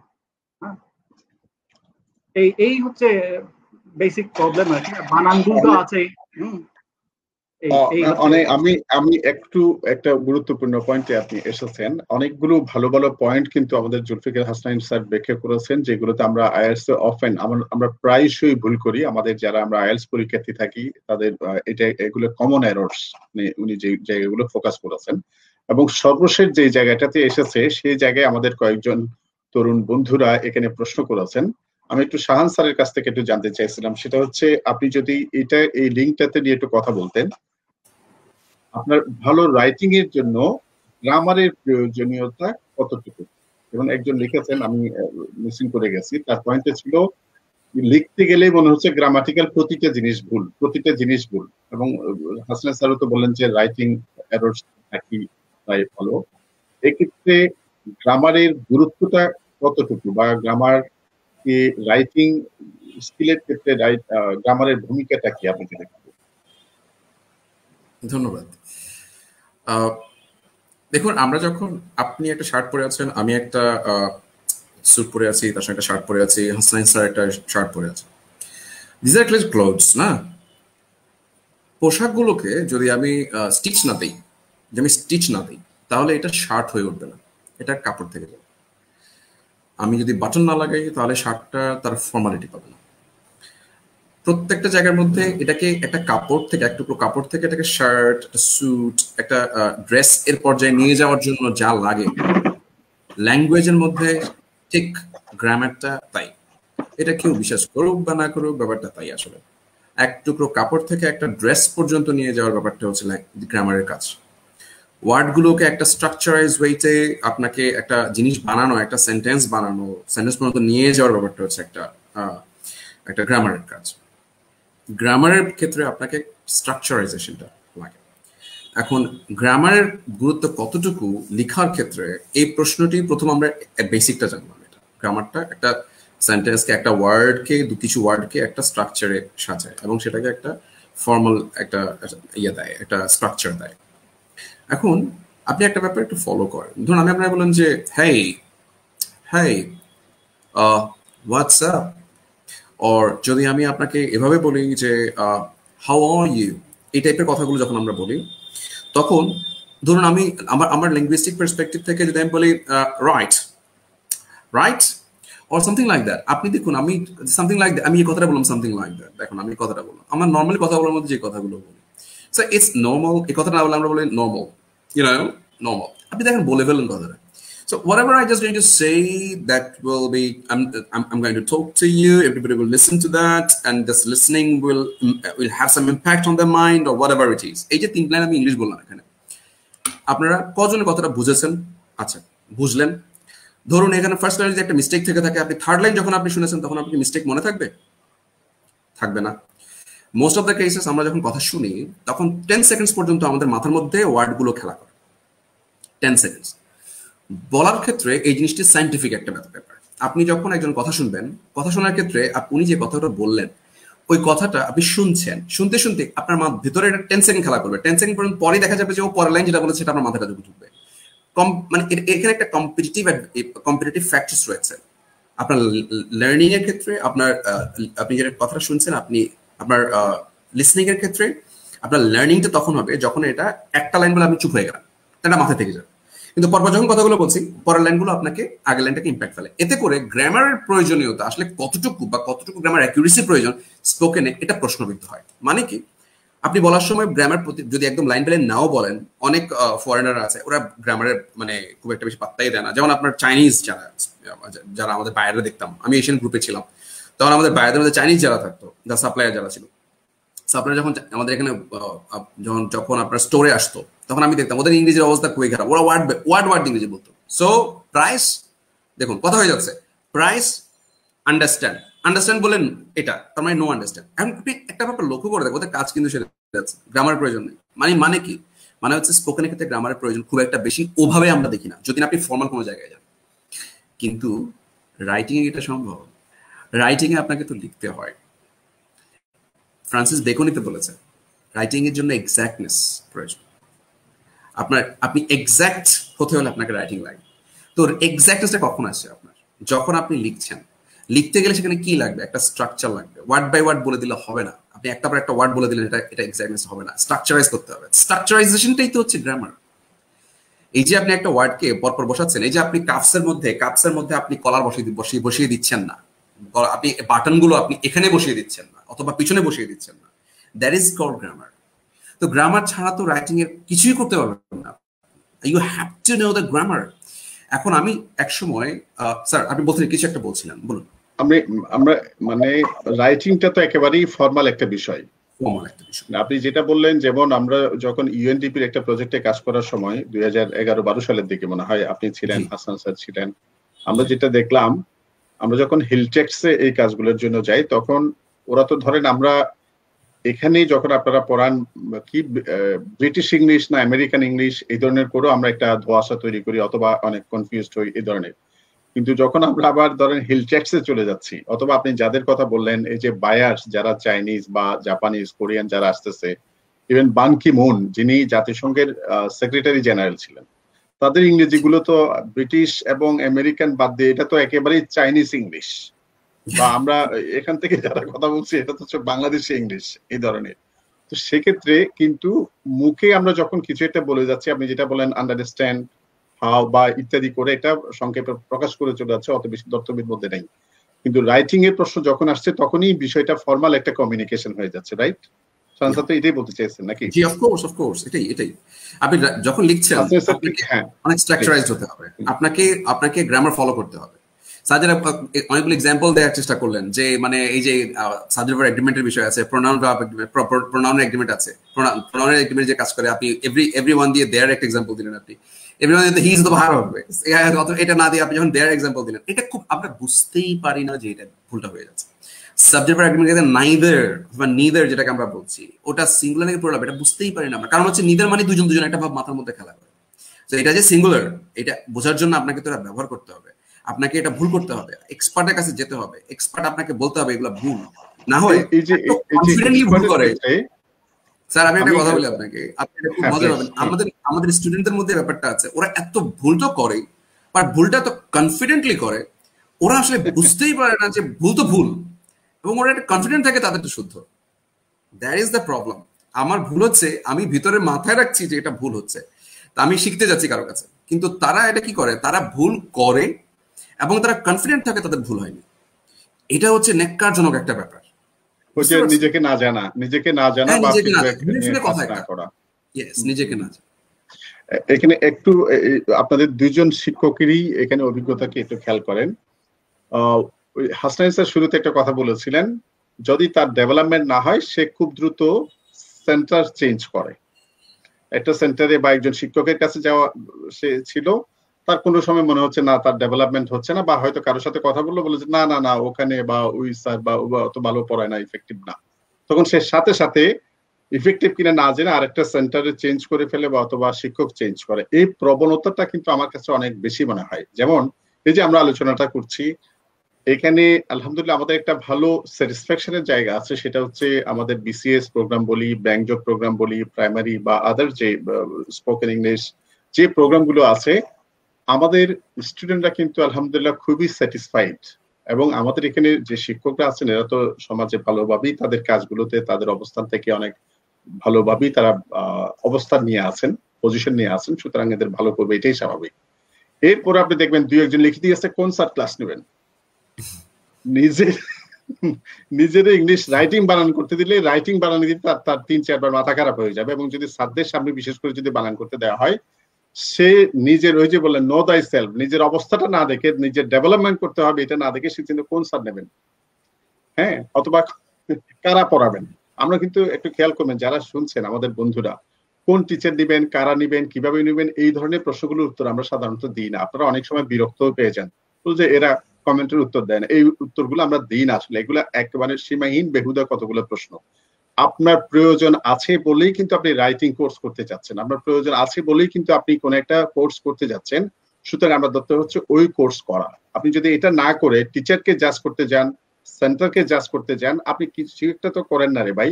যিনি সবচেয়ে খারাপ পড়ান তিনিও তো পড়ান বলেই তিনি পড়াচ্ছেন, আর যারা ভালো পড়ান, আপনার তো অবস্থা খারাপ না হলে তো ধরেন আপনার রাইটিং কোর্স যারা শুনছেন সবার কি করা দরকার? এক সেন্সে সবারই করা দরকার, কারণ বেটারমেন্টের তো কোনো শেষ নাই। নিজেকে জানা, নিজের লিমিটেশনস গুলো ওভারকাম করা। আবার অন্যভাবে দেখতে পারেন, কারো সবার কি দরকার নাই? না, সবার দরকার নাই। যারা মনে করেন যে কনফিডেন্ট, শাহান স্যার যেটা বললেন, ভুলের উপরে কনফিডেন্ট হলে হবে না। আপনি ভুলের একটা এম্পোরিয়াম, মহাস্বর্গের মধ্যে, সমারোহের মধ্যে আছেন, কিন্তু আপনার মনে হচ্ছে ইউ আর রাইট, এরকম যারা, তাদেরও কিন্তু এটা করা দরকার। কারণ যারা যতটুকুই করে, আমি একটু ছোট্ট একটা হাসনাইন স্যার একটা এক্সপিরিয়েন্স শেয়ার করি।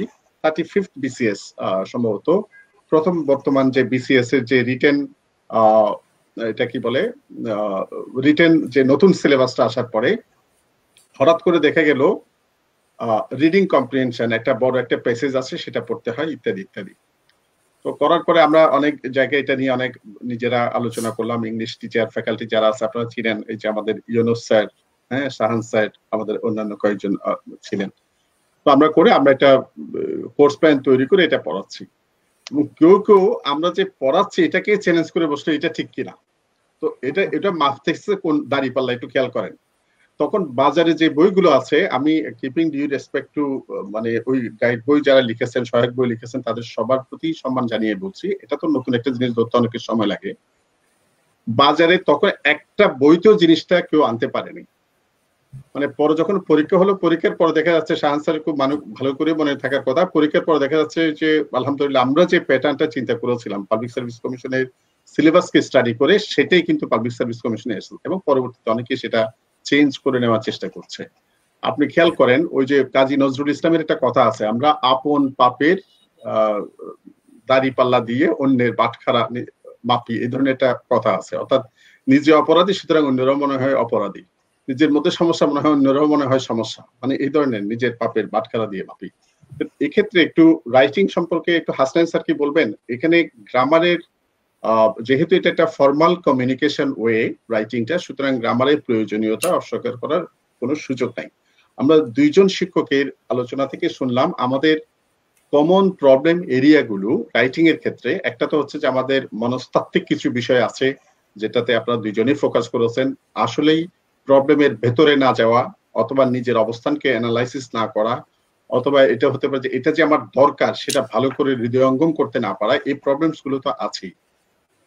এখন এগুলোতে বেটার করার, ভালো করার অথবা আমাদের লিমিটেশনসকে ওভারকাম করার কি সুযোগগুলো আছে বলে মনে হয়? আপনি যদি আইএলস এর দৃষ্টিভঙ্গি থেকে বলেন, আমাদের জুলফিকার হাসান স্যার, আমি শাহান স্যারের কাছ থেকে মানে overall English free hand writing, basic writing এর সমস্যাগুলো কিভাবে ওভারকাম করা যায় সেই বিষয়ে শাহান স্যারের কাছ থেকে শুনবো। একটু জুলফিকার হাসান স্যারের কাছ থেকে শুনতে চাচ্ছি, আইএলস এর যখন আমরা পড়তে যাই, আপনি যে সমস্যাগুলোর কথা বর্ণনা করলেন, এগুলো কিভাবে, এই সমস্যাগুলো কিভাবে ওভারকাম করা যায়, অর্থাৎ আইএলস এর রাইটিং পার্টে ভালো করার উপায় কি? যেহেতু আপনি নিজেই বলেছেন আইএলস এ রাইটিং মডিউলে ভালো স্কোর করাটা অনেক টাফ, যদি আপনি বলতেন। ধন্যবাদ। এটা আমাকে প্রতিনিয়ত এই প্রশ্নের শিকার হতে হয়। প্রতিদিনই মনে হয় আমার অনেক স্টুডেন্ট আমাকে এই প্রশ্নটা করে যে কি করি স্যার, কি হবে এখন রাইটিং কেমনে ভালো করে? তো প্রথম যে জিনিসটা আমাকে বলতে হবে সেটা হচ্ছে অবশ্যই you will have to be ready. আপনাকে প্রস্তুত হতে হবে টু মেক সাম স্যাক্রিফাইস, কিছু স্যাক্রিফাইস করতে হবে। That is for the sake of learning, শেখার জন্য। আপনাকে অবশ্যই শিখতে হবে, আপনার নিজের ইংরেজির উন্নয়ন ঘটাতে হবেই হবে। আপনার ইংরেজি ভিত্তি মজবুত করতে হবেই হবে। আপনি দুর্বল ইংরেজি নিয়ে কখনো এক্সপেক্ট করতে পারেন না যে না আমি একটা কিছু লিখে ফেলবো, 7-8 পেয়ে যাবো। It's quite impossible.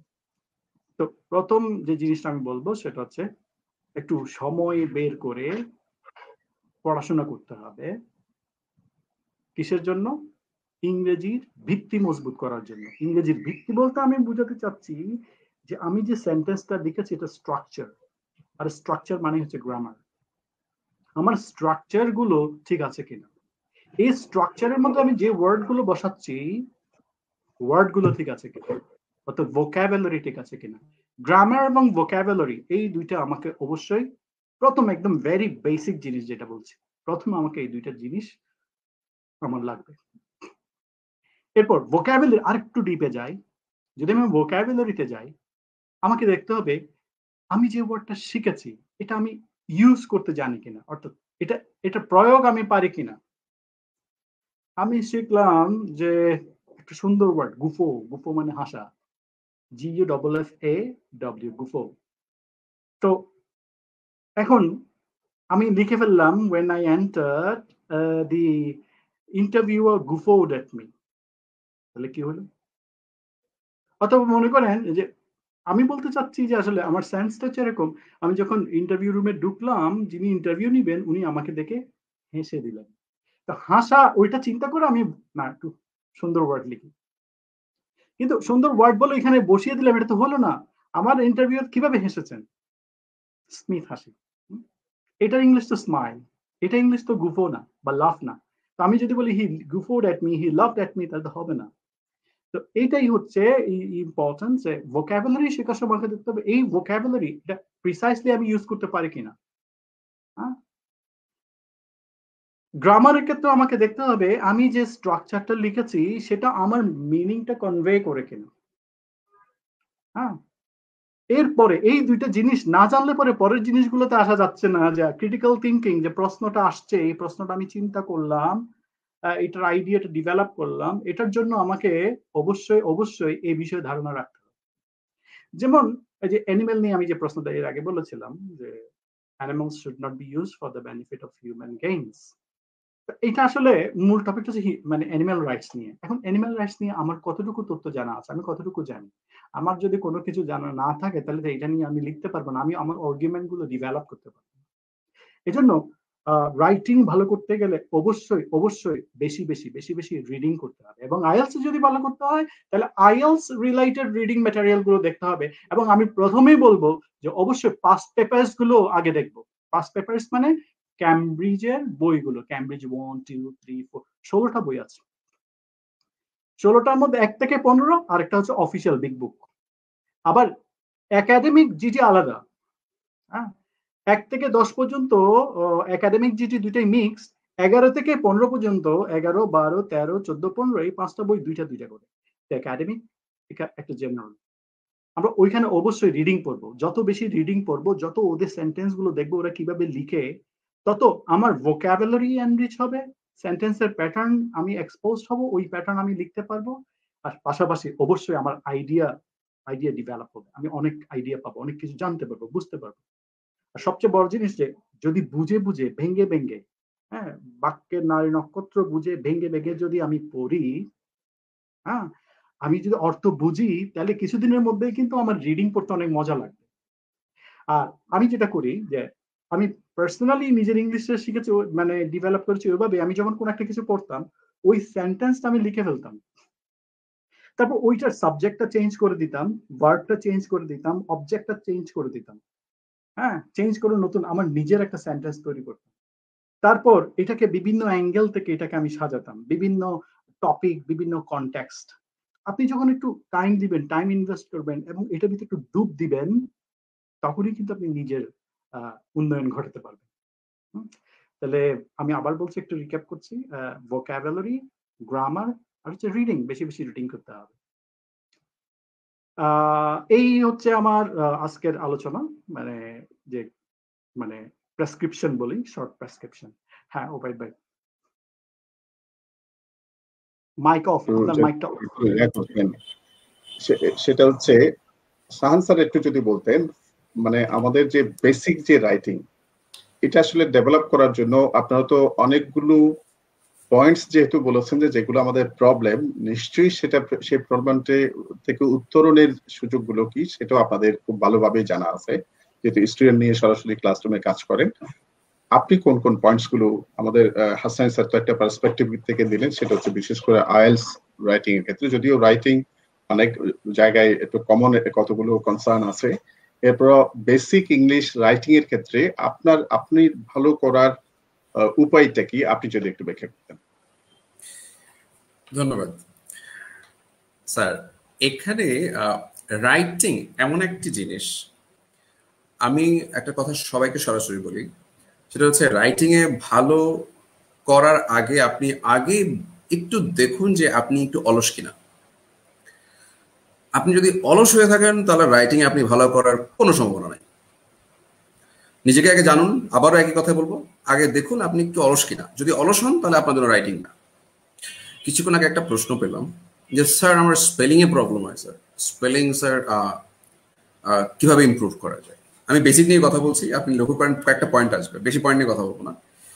আমি একটা ব্যাপার শুধু সবাইকে জিজ্ঞেস করি, আপনি ওই যে বললাম ঘটনা একটাই, স্পেলিং ঠিক করার জন্য আপনাকে তো স্পেল করতে হবে। স্পেল করা মানে কি আপনি কি বলবেন যে অ্যাকিউরেট, এক্সাক্ট নাকি ই দিয়ে নাকি এ দিয়ে, EXACT নাকি AXACT, এভাবে করবেন আপনি, নাকি আপনি লিখবেন? স্পেলিং মানে কি বানান করা মুখে নাকি লিখায়? আপনি যদি ওটা না লিখেন আপনি কিভাবে এক্সপেক্ট করেন যে আপনি স্পেলিং এ ভালো হবেন?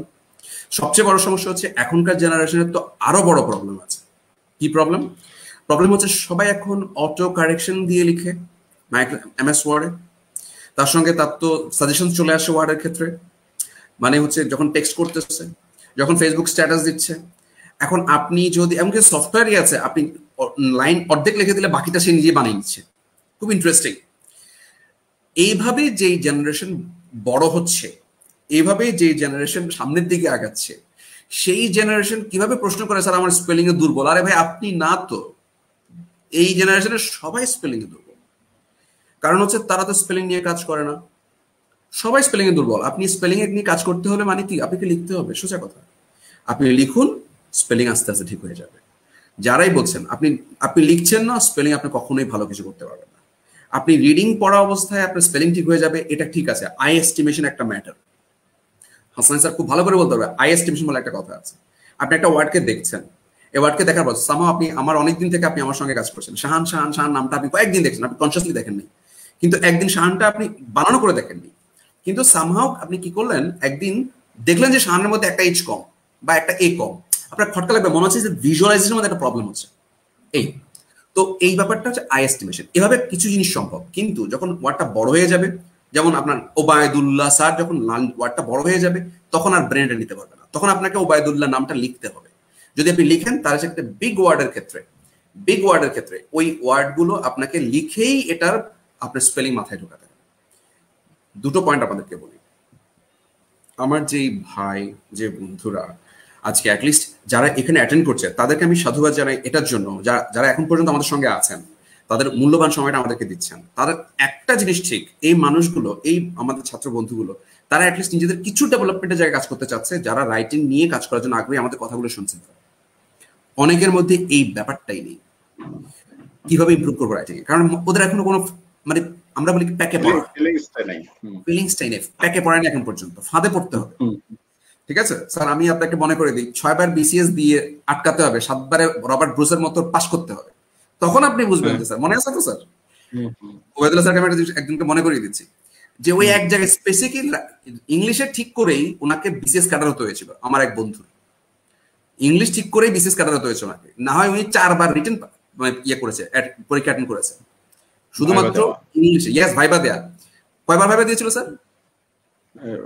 6 টাইম সফল হয়েছে আর কি, 6 টাইম সফল হয়েছে। তার মানে দেখেন 6 টাইম সফল হওয়ার পরে ক্যাডার পেয়েছে 7 টাইমে গিয়ে। ইংলিশ ঠিক রাখার জন্য সমস্যা ছিল, ওটা ঠিক করে তারপর ওনাকে কি করতে হয়েছে, ওনাকে বিসিএস ক্যাডার হতে হয়েছে। এরকম ভুরি ভুরি এক্সাম্পল আছে। আমরা শুধু সফলদের কথা দেখি, তো যারা অসফল তাদের ব্যাপারটা আমরা ভাবে দেখি না, যারা কবার বিসিএস দিয়ে পারে নাই তাদের ব্যাপারটা আমরা দেখি না। ওই যে বললাম, আপনি আপনার ফাঁদে পড়ে আপনাকে শিখতে হবে। ফাঁদে না পড়ে যদি শিখতে চান, এইরকম যারা এখন বর্তমানে লাইভটা দেখছেন বুদ্ধিমান যদি হন, তাহলে সেক্ষেত্রে আপনার জন্য যেটা হবে সেটা হচ্ছে আপনাকে এটা নিয়ে কাজ করতে হবে। এবার আসুন, স্যার যেটা কথা সময় বলেছিলেন ভোকাবুলারি নিয়ে, আমি বারবার শুনি যে স্যার ভোকাবুলারি মনে থাকে না, ভোকাবুলারি মনে থাকে না। আরে সোনামণিরা, ভোকাবুলারি তো মনে রাখার জিনিস না। কে বলেছে আপনাকে ভোকাবুলারি মনে রাখতে হবে? ভোকাবুলারি তো মনে রাখার জিনিস না, ভোকাবুলারি হচ্ছে ইউজ করার জিনিস। আমি একটু করে ইন্টারাপ্ট করতেছি, আমি দুঃখিত শাহান স্যার এবং হাসনান স্যার দুজনের জন্য, যেহেতু দুজনই এই বিষয়টা পড়াচ্ছেন আপনারা দুজনে। আমাদের মানে একেবারে এই যে ভাইভাতে তো আপনি শাহান স্যার খুব ভালোভাবে জানেন, আমাদের বিসিএস লিখিত পরীক্ষায় ওই যে রিডিং প্যাসেজ হয়, সেখান থেকে 5টা ভোকাবুলারি দিয়ে দেওয়া হয়। এগুলোর এক ধরনের ওই যে ওয়ার্ড মিনিং টাইপের, মানে কোনটা কোন শব্দের সাথে যায় না, এই ধরনের একটা ইয়ে আছে। এটার জন্য একজন পরামর্শ দিচ্ছে কি, সামওয়ানস ভোকাবুলারি একটা বই আছে, সেখান থেকে 2000 ওয়ার্ড মুখস্থ করে ফেলতে হবে। 2000 ওয়ার্ড যদি মুখস্থ করে ফেলতে পারেন, তাহলে এখানে আর কোনো শব্দ নেই যেটা বিসিএস পরীক্ষা আসেনি বা আসবে না। আপনি 35তম বিসিএস থেকে 40তম বিসিএস এর যে রিটেন রিডিং প্রসেসটা হয়েছে, সায়েন্সের আপনি খুব ভালো করে জানেন এখানে এক বিসিএস এর আরেক বিসিএস এর শব্দগুলোর সাথে কোনো মিলিয়ে নেই।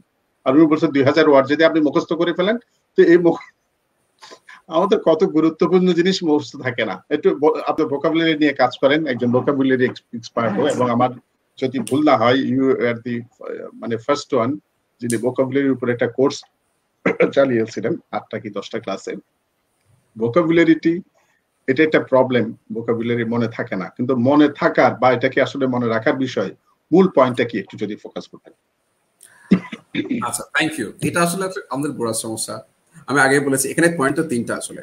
একটা হচ্ছে আপনাকে প্রথম ব্যাপারটা নিয়ে আমি কথা বলে ফেলেছি, আপনাকে আন্ডারস্ট্যান্ডিং, আপনাকে বুঝতে হবে যে what is the lacking in me, আমাকে ব্যাপারটা জানতে হবে। এটা জানলাম আমি। সেকেন্ড পার্ট হচ্ছে ভোকাবুলারি। ভোকাবুলারির সঙ্গে আপনার সামহাউ স্পেলিংটাও কানেক্টেড। আপনি যদি ভোকাবুলারি মনে রাখছেন, আমাকে ওই যে বললাম কিছুক্ষণ আগে প্রশ্ন আসে বারবার, স্যার ভোকাবুলারি মনে থাকে না, ভোকাবুলারি মনে থাকে না। ভোকাবুলারি মনে রাখার জিনিস না, পয়েন্ট মাথায় রাখবেন এটা, ভোকাবুলারি ইউজ করার জিনিস। আপনি মনে রাখতে চাইলে ভোকাবুলারি আপনার কাছ থেকে দূরে সরে যাবে। সেটা আপনি যত বড় কাবিল হন না কেন, মনে রাখে এটা কোনো ভোকাবুলারি ইউজ করা যায় না। আপনি 100% শিওর থাকেন, আপনি যারা আমার আজকে আমার এই ডিসকাশন শুনছেন, আমি গত 13-14 বছর ধরে এটা নিয়ে কাজ করছি, ভোকাবুলারি নিয়ে কাজ করছি, আমি কাজ করছি রিটেন নিয়ে, আমি কাজ করছি এই রাইটিং এক্সপার্টিজ ডেভেলপমেন্ট নিয়ে। যদি আপনি ভোকাবুলারি মনে রেখে রেখে ভোকাবুলারি ব্যবহার করতে চান, ভোকাবুলারি আপনি ব্যবহার করতে পারবেন না। লিখে রাখেন জিনিসটা। কেন পারবেন না? কারণ হচ্ছে ভোকাবুলারি মনে রেখে ব্যবহার করার জিনিস না। ভোকাবুলারি এমন একটি জিনিস, it is a spontaneous flow. এটা আসতে হবে আপনার ভেতর থেকে। আপনি এটা যত বেশি ব্যবহার করবেন, আপনি যত বেশি জায়গায় জায়গায় পাবেন, সেই ভোকাবুলারি আপনাকে তত বেশি ব্যবহারের ইজাজত দিবে আপনাকে। আপনি যত বেশি ভোকাবুলারি ইউজ করবেন, একটা ভোকাবুলারি আপনি পড়েছেন, পড়ার পর সুন্দর করে মনে করছেন যে স্যার ঠিক আছে, নো প্রবলেম, আমার তো মুখস্থ হয়ে গেছে। মুখস্থ পর্যন্তই। কেউ জিজ্ঞেস করলে হয়তো আপনি সর্বোচ্চ বলতে পারবেন এটা কি। প্রিলিমিনারিতে আসলে সামহাও আপনি হয়তো টিক দিতে পারবেন, কিন্তু ওই ওয়ার্ডটা আপনি কখনোই কোনো সেন্টেন্সে ব্যবহার করতে পারবেন না। লিখে রাখেন। কেন ব্যবহার করতে পারবেন না? কারণ হচ্ছে ওই ওয়ার্ডটা আপনি ব্যবহার করে শিখেননি, আপনার ব্রেন ওটা নেয়নি। ওই ওয়ার্ডটা ব্যবহার করে শিখার ব্যাপারটা ব্রেন নেয়নি। That's psychological glitch, simple. আপনি ওটাকে মনে রাখার চেষ্টা করেছেন। সো মনে রাখার চেষ্টা করলে যদি কোনোভাবে লিঙ্ক করতে না পারেন, সেটি মনে থাকবে না। তাহলে মনে রাখার জন্য কি করতে হবে? তাহলে মনে তো রাখতে হবে। ব্যবহার করতে হবে। যে ওয়ার্ডটা এত কষ্ট করে শিখেছি এটা ব্যবহার করতে হবে, তাহলে কিভাবে করবেন আপনি? You have to use the word in a sentence. আপনাকে অবশ্যই ওয়ার্ডটিকে ব্যবহার করতে হবে। যদি আপনি ব্যবহার না করেন তাহলে সেই ওয়ার্ডটি আপনি পরবর্তী কোনো একটি সেন্টেন্সে পেলেও আপনার মনে হবে না নতুন ওয়ার্ড, আপনার মনে হবে নতুন ওয়ার্ড, আপনার কোনো একটা জায়গায় আপনি ব্যবহার করতে গেলে ব্যবহার করতে পারবেন না। আপনি এমন একটি ওয়ার্ড আপনি মুখস্থ করছেন যে ওয়ার্ডটি আপনি ব্যবহারই করতে পারছেন না, তাহলে ওয়ার্ডটি মুখস্থ করার দরকারটা কি? যে মানুষগুলো আপনাকে বলছে ভোকাবুলারি এভাবে মনে করে ফেলুন, নিউমনিক দিয়ে ভোকাবুলারি মনে করে ফেলুন, please don't do it, it will just cripple you. আপনাকে আপনার পঙ্গু করে ফেলবে, আপনাকে পঙ্গু করে ফেলবে। আপনি যে স্যার যেটা বলেছে আপনাকে বেসিক তো স্ট্রং করতেই হবে, হাসান স্যার যেটা বলেছে বেসিক, ন্যূনতম একটা বেসিক আপনার থাকতে হবে। সেটা কি? ভোকাবুলারিতে ন্যূনতম বেসিক কি? মুখস্থ, ওয়ার্ড মুখস্থ? ইম্পসিবল। আপনাকে সেই ওয়ার্ডগুলো ব্যবহার করতে জানতে হবে।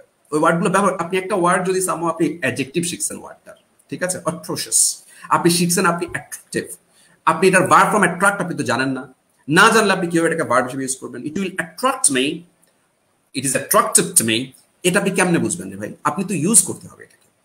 ইউজ করা অবস্থায় পেলে আপনি শব্দটাকে আপনি নতুন করে ইউজ করতে পারবেন। এই জন্য ভোকাবুলারি মুখস্থ করার জন্য প্লিজ, আমি এই জন্য সব স্টুডেন্টদেরকে বলি, যদি ভোকাবুলারিতে ভালো হতে চান, যদি মনে করেন আপনি এক্সপার্টিস ডেভেলপ করবেন ইংলিশের জন্য, তাহলে আপনাকে ফার্স্ট অফ অল যে কাজটি করতে হবে, আপনাকে ওয়ার্ড এমন জায়গায় পেতে হবে যেখান থেকে আপনি শিখছেন। আপনাকে দুটো জায়গায় ভোকাবুলারির জন্য আপনি কাজ করতে হবে। যদি ভোকাবুলারি মনে রাখতে চান, যদি মাথায় রাখতে চান, ব্যবহার করতে চান, ব্যবহার করার মতো ভোকাবুলারি মাথায় রাখতে চান, দুটো কাজ করবেন আপনি। Number one, you have to increase your reading habit. আপনার রিডিং হ্যাবিট যত বাড়বে ভোকাবুলারি আপনার তত মনে থাকবে। রিডিং হ্যাবিট যত বাড়বে ভোকাবুলারি তত মনে থাকবে আপনার। নাম্বার টু, আপনাকে ইউজ করতে হবে। You have to write it down, you have to write it down. If you do not write it down, it will have lots of mistakes with it, along with the spelling thing. আপনি spelling mistake পর্যন্ত নিয়ে আসবে আপনার কাছে। আমরা যদি এতটুকু বুদ্ধিমত্তা খরচ না করি তাহলে ভোকাবুলারি আপনার মাথায় থাকার যোগ্যতা রাখে না। ভোকাবুলারি আপনার জন্য অযোগ্য জিনিস সেক্ষেত্রে। তার মানে মেইন বিষয়টা হচ্ছে আপনি যেটা বললেন যে শব্দগুলো শিখবে সেগুলোকে বাক্যে ব্যবহার করতে হবে বা বিভিন্ন সেন্টেন্সে সেটা ব্যবহার করার মাধ্যমে সেটা মিনিংটা কি রূপান্তর হচ্ছে, চেঞ্জ হচ্ছে। আপনি যেটা পার্টস অফ স্পিচ থেকে যেটা বললেন, কোন শব্দটা কোথায় নাউন হিসেবে বা অ্যাডজেক্টিভ হিসেবে ইউজ হচ্ছে, এই বিষয়টা আমি একটু আমাদের আলোচনার শেষের দিকে চলে এসেছি। আমি একটু হাসনাত স্যারের কাছ থেকে একটা বিষয় জানতে চাচ্ছিলাম, সেটা হচ্ছে অনেকে মনে করেন ওই যে ইয়ার জন্য অনুবাদ, ট্রান্সলেশন, আমি এক্ষেত্রে হাসনাত স্যারকে একটু বলবো, আমি আইএলটিএস এর ট্রান্সলেশন আছে কিনা আমার ঠিক ওভাবে জানা নেই, আপনি ভালো বলতে পারবেন। অনেকে মনে করেন ট্রান্সলেশনের জন্য পত্রিকা পড়া দরকার, বিভিন্ন পত্রিকার বাংলা ইংরেজি পড়া দরকার। আসলে আমাদের তিনজনের একটা বিষয় হয়তো মনে আছে, আমরা একটা প্রবাদ পড়েছিলাম, এটা একটা জাপানি প্রবাদের বাংলা, আপনি যদি কাউকে একটি মাছ দেন সে এক বেলা মাছ দিয়ে খেতে পারবে, আর যদি কাউকে আপনি মাছ ধরার কৌশলটা শিখিয়ে দেন তাহলে সে সারা জীবন মাছ দিয়ে ভাত খেতে পারবে। এখন আমাদের কি আসলে বাংলা পত্রিকা নিয়ে সেটাকে ইংরেজি প্র্যাকটিস করা বা ইংরেজি পত্রিকা নিয়ে সেটাকে বাংলা প্র্যাকটিস করাটা বেশি জরুরি অনুবাদের জন্য, নাকি কোন একটা বই থেকে বা যেখানে রিডিং ম্যাটেরিয়াল যেগুলো আছে সেখান থেকে আপনার অনুবাদ প্র্যাকটিস করাটা বেশি দরকার? হাসনাত স্যারের কি মত, শাহান স্যারের কি মত, যদি হাসনাত স্যার বলতেন। আচ্ছা, অনুবাদ মানে 30 বছর হয়ে গেছে অনুবাদ শিখছি, 30 ইয়ার্স। অনুবাদ, প্রবাদ বাক্য এগুলো শিখছিলাম অনেক আগে। তো স্কুলে এরকম আমাদের তো যে প্রশ্ন ব্যাংক ছিল, 500টা অবজেক্টিভ শিখলে মুখস্থ করলে চলে আসবে। ইজ রোগো টু দ্য ব্যাকবোন, কিছু বুঝি নাই। হারে হারে দুষ্টু, ইজ রোগো টু দ্য ব্যাকবোন, কেন কি কোনটা নাউন কোনটা অ্যাডজেক্টিভ মানে জানেন আর কি, ওইভাবেই করেছে। যেটাই হোক এক একজনের দৃষ্টিভঙ্গি এক এক রকম। আমি আমার পার্সপেক্টিভ বলবো, অনুবাদ যদি আমি শিখি বুঝে বুঝে, ইটস ওকে। আপনি একটা সেন্টেন্স বুঝলেন, ইংলিশ সেন্টেন্স, তারপর পেপার বাংলাটা থেকে ইংলিশে গেলেন, ও আচ্ছা এটা লিখছে। ধরেন একটা উদাহরণ দেই, নাচতে না জানলে উঠোন বাঁকা, এটা তো আমরা সবাই জানি। এখন ওটার ইংলিশ কি দেওয়া আছে? সবাই তো জানি, a bad workman quarrels with his টুল। তো এখন যদি আমি চিন্তা করি উঠান মানে টুল, তাহলে তার ইংরেজির অবস্থাটা কি হবে? তো আমার যেটা দরকার সেটা হচ্ছে মিনিং। সবার আগে হচ্ছে কনসেপ্ট ডেভেলপ করা, মিনিং, তার উপর কোনো কথা নাই। এই জন্য আমি প্রায় সময় ক্লাসে বলি, যারা হয়তো ওইখানে আছে জানবে, আমার অনেক স্টুডেন্টও আছে, সবার উপর অর্থ সত্য, তাহার উপর নাই। অর্থ অর্থ, মিনিং, মিনিং আপনাকে বুঝতে হবে যে কিভাবে যে আসলো, কনসেপ্টটা কিভাবে হলো। হ্যাঁ, এখন ট্রান্সলেশন, আমি যদি ট্রান্সলেশনের উপর বেস করি যে হ্যাঁ এটার জন্য এটাই হবে, এছাড়া অন্য কিছু হবে না, তাহলে কিন্তু সমস্যা। যেমন দেখেন, আটকানো, লটকানো, ঝুলানো সবগুলো একই অবস্থা, সবগুলো মিনিং কিন্তু একই, আটকানো, লটকানো, ঝুলানো। এখন আপনি আমাকে একটা প্রশ্ন করলেন, আমি আটকে গেলাম, হাই রে ওয়াইট ভাই তো আমার আটকে দিল। হ্যাঁ, এখন যদি বলি হাই রে ওয়াইট ভাই তো আমাকে লটকাই দিল, এটা কি হবে? ঝুলাই দিল, এটা কি যাবে? তাহলে এই কনটেক্সটে হ্যাঁ এটা তো আসলে যাচ্ছে না। আমি যেটা শাহানো বলতেছে, আমিও বলতেছি, সেটা হচ্ছে কি, আমাকে আগে ভোকাবুলারি, ওয়ার্ডের মিনিং, এটার ইউজ জানতে হবে। তারপর এটা ইউজ করার জন্য আবার পাশাপাশি কোনটার সাথে কোনটা যাবে, এটা কি অ্যাডজেক্টিভ নাকি ভার্ব নাকি নাউন। আমি জানি শাস্তি মানে নাউন, শাস্তি মানে সরি শাস্তি মানে পানিশমেন্ট, এটা এটা এটা ভার্ব না নাউন জানি না। শাস্তি মানে কি? Punishment. The police punishmented the boy. The police punishmented the boy. এই যে ভার্ব হলে, অতীত কাল হলে একটা ইডি লাগাইতে হয়, তাহলে পানিশমেন্ট তার সাথে একটা ইডি, পানিশমেন্টেড। তো সোজা কথা আমি বলবো যে হ্যাঁ অবশ্যই যেখান থেকে প্র্যাকটিস করেন একটা অ্যাডভান্টেজ অবশ্যই আছে। আপনি যদি নিউজ পেপার গুলো পড়েন একটা অ্যাডভান্টেজ অবশ্যই পাবেন, কিছু ওয়ার্ড আপনি শিখে ফেলতে পারবেন, হ্যাঁ এটা মানে এটা, এটা মানে এটা। কিন্তু এটার উপর 100% আমি ডিপেন্ড করতে পারবো না, কারণ কনটেক্সট এটা চেঞ্জ হয়। সোজা কথা যে একটা বাংলা কবিতা এটা হুবহু ইংলিশে ট্রান্সলেট করতে পারবো, বা একটা ইংলিশ কবিতা এটা কি হুবহু বাংলায় আনতে পারবো? যে রস, যে জিনিসটা, এটা কি ওয়ার্ডে কনটেক্সটে আনা যাবে? এটা শাহান আমার চেয়ে আরো ভালো বলতে পারবে, লিটারেচার স্টুডেন্ট, আমি তো লিটারেচার স্টুডেন্ট না, হালকা পাতলা পড়ছি কিন্তু অত অনার্স করি নাই আর কি। এনিওয়ে, তো যেটা গেল অনুবাদের ব্যাপারটা আমি বলবো অদ্দূর পর্যন্ত দরকার যদ্দূরে আমি মোটামুটি বুঝে বুঝে করতে পারবো। তবে আমি বেশি প্রেফার করব যদি আইএলস এর ক্ষেত্রে হয়, আইএলস এর যে ম্যাটেরিয়াল গুলো আছে এগুলো করা। আর হ্যাঁ, নিউজ পেপার, ম্যাগাজিন, সমসাময়িক কন্টেম্পোরারি ইংলিশটা সম্পর্কে অ্যাওয়্যার থাকার জন্য সমসাময়িক বইগুলো, সমসাময়িক ম্যাগাজিন এবং নিউজ পেপার গুলো পড়া, এটাই আমার অপিনিয়ন।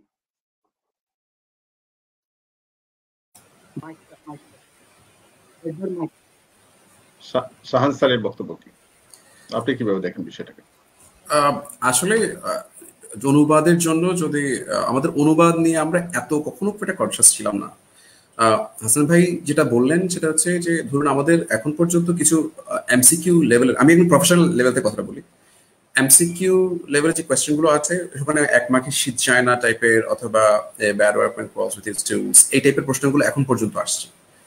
কিন্তু এই জিনিসগুলো আমরা যখন প্র্যাকটিক্যালি ইদানিং যে অনুবাদগুলো আসছে, বিশেষ করে আপনার আমি যদি একদম ধরে দেই, ধরুন আপনার বিসিএস রিটেনের ক্ষেত্রে অথবা বিভিন্ন রিটেন পার্ট জবের ক্ষেত্রে যেগুলো আসছে সেগুলোর ক্ষেত্রে কিন্তু এই টাইপের জিনিসগুলো আসে না আসার ক্ষেত্রে এটা আরো প্রবলেম হয়ে গেছে। আপনি 4-5টা মুখস্থ করে যদি বলতে পারতেন ওটা যদি হতো তাহলে ভালোই হতো।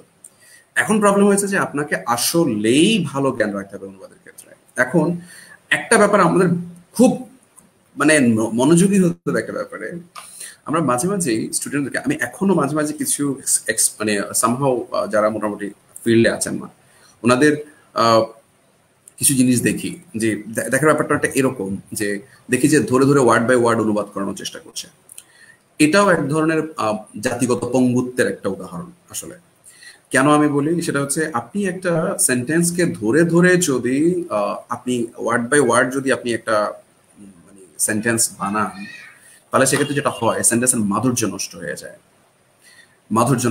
যখন আপনি সেন্টেন্সের মাধুর্য নষ্ট হয়ে যায় তখন আপনি এর মাধুর্য খুঁজতে গিয়ে পরে আবার আপনি দেখেন যে আপনার সেন্টেন্স হচ্ছে না, আপনি আগ্রহ হারিয়ে ফেলেন। এবং মাথাচুর কেন নষ্ট হয় সেটা কারণ হচ্ছে যে একটা সেন্টেন্স, একটা ইংলিশ সেন্টেন্সের যেই ভাব থাকে, যখন আমি বাংলায় ওয়ার্ড বাই ওয়ার্ড করতে যাই তখন এই ভাবটা নষ্ট হয়ে যায়। এই জন্য আপনাকে ভাবও বুঝতে হবে, টোন অফ ল্যাঙ্গুয়েজ বুঝতে হবে। এখন যে ক্লাস 6 একটা অনুবাদ করেছে, সেই সেম অনুবাদটা যদি আমি কোনো ধরুন বিসিএস ক্যান্ডিডেট, রিটেনে যারা ক্যান্ডিডেট, তারা যদি সেম ক্যাটাগরি একটা ওয়ার্ড বাই ওয়ার্ড অনুবাদ করে থাকে, তাহলে সেক্ষেত্রে তাদের অনুবাদটা ওই লেভেলের হবে না। আপনাকে সেন্টেন্সের ডেপথ, মিনিং, বিটুইন দ্য লাইনের যে পার্টটা আছে সেটাতে আপনাকে ঢুকতে হবে। আপনাকে বুঝতে হবে সে আসলে বোঝানোর কি চেষ্টা করেছে, এবং সেটা বোঝার পরে নিজের মতো করে একটা আইডিয়া ডেভেলপ করতে হবে। সেটা কখন আপনি ডেভেলপ করতে পারবেন? যখন আপনার এক্সটেন্সিভ রিডিং আপনার অ্যাবিলিটি গ্রো করবে, তখন আপনি পড়ে আপনি এটাকে ব্রেন প্রসেস করে ফেলবে।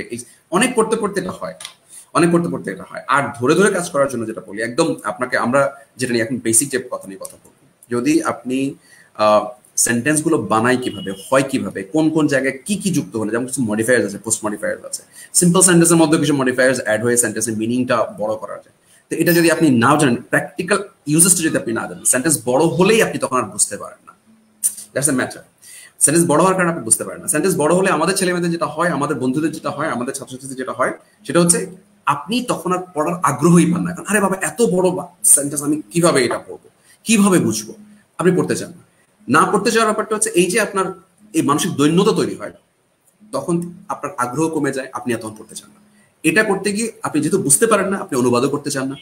পয়েন্টটা একটু বুঝতে হবে আপনাকে, আপনি গোড়ায় হাত দিতে হবে। আসলে সমস্যাটা কোথায়? সমস্যাটা হচ্ছে আপনি সেন্টেন্স এর মিনিং বুঝতে পারেন না। সেন্টেন্স মিনিং বোঝার জন্য আপনাকে মডিফায়ার্স, পোস্ট মডিফায়ার বিষয়গুলো বুঝতে হবে। যেমন আমাদের যে ফ্রি হ্যান্ড রাইটিং এর যে একটা কোর্স আসছে এখানে, ওখানে ফ্রি হ্যান্ড রাইটিং এর আপনার পোস্ট মডিফায়ার, প্রি মডিফায়ারের পার্টগুলো নিয়ে আমাদের স্পেশাল দুটো করে 3টা ক্লাস আছে। ওগুলো নিয়ে আমরা একদম বেসিক লেভেল নিয়ে কথা বলি। রাইটিং এর এই চর্চাগুলো আপনাকে অনেক দূর নিয়ে যায়, আপনার বেসিকটা স্ট্রং করে দেয়, তখন আপনি সেন্টেন্সটা পড়ে বুঝতে পারেন। ঠিক আছে, স্যার আমাদের Zulfikar Hasan sir reading a তো অনেক ইন্টারেস্টিং ক্লাস নেয়, স্যারের ক্লাস আমি নিজেও একবার দেখেছি।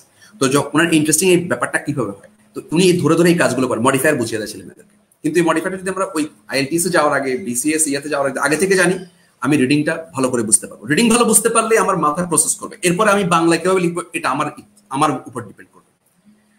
তো এই ব্যাপারটার জন্য আপনাকে যেটা আমি প্রথম বলবো, আপনার রিডিং হ্যাবিটটা বাড়ান। রিডিং হ্যাবিট বাড়ানোর জন্য বড় বড় বাক্যগুলো একটু ভেঙে বোঝার চেষ্টা করুন। এরপরে আপনি কিছু চর্চা করুন। বাজারে কিছু কিছু বই তো আছেই সামার ট্রান্সলেশনের উপরে, দেখুন একটু, ওগুলো দেখুন। আপনি রিডিং হ্যাবিট বাড়ানোর পাশাপাশি কিছু কিছু প্র্যাকটিস করুন, সেগুলোর উপরে দেখুন। দেখা যাচ্ছে আমাদের একটা ফ্রি হ্যান্ড রাইটিং এর যে কোর্সটি আছে, কোর্সের মধ্যে এটা নিয়ে কথা বলা হবে, ট্রান্সলেশন পার্টটা নিয়ে কথা বলা হবে। এরকম আমাদের সাথে করেন তো অন্য কারোর সাথে করেন, কারোর সাথে যুক্ত হন, আস্তে আস্তে ডেভেলপমেন্ট আসবে।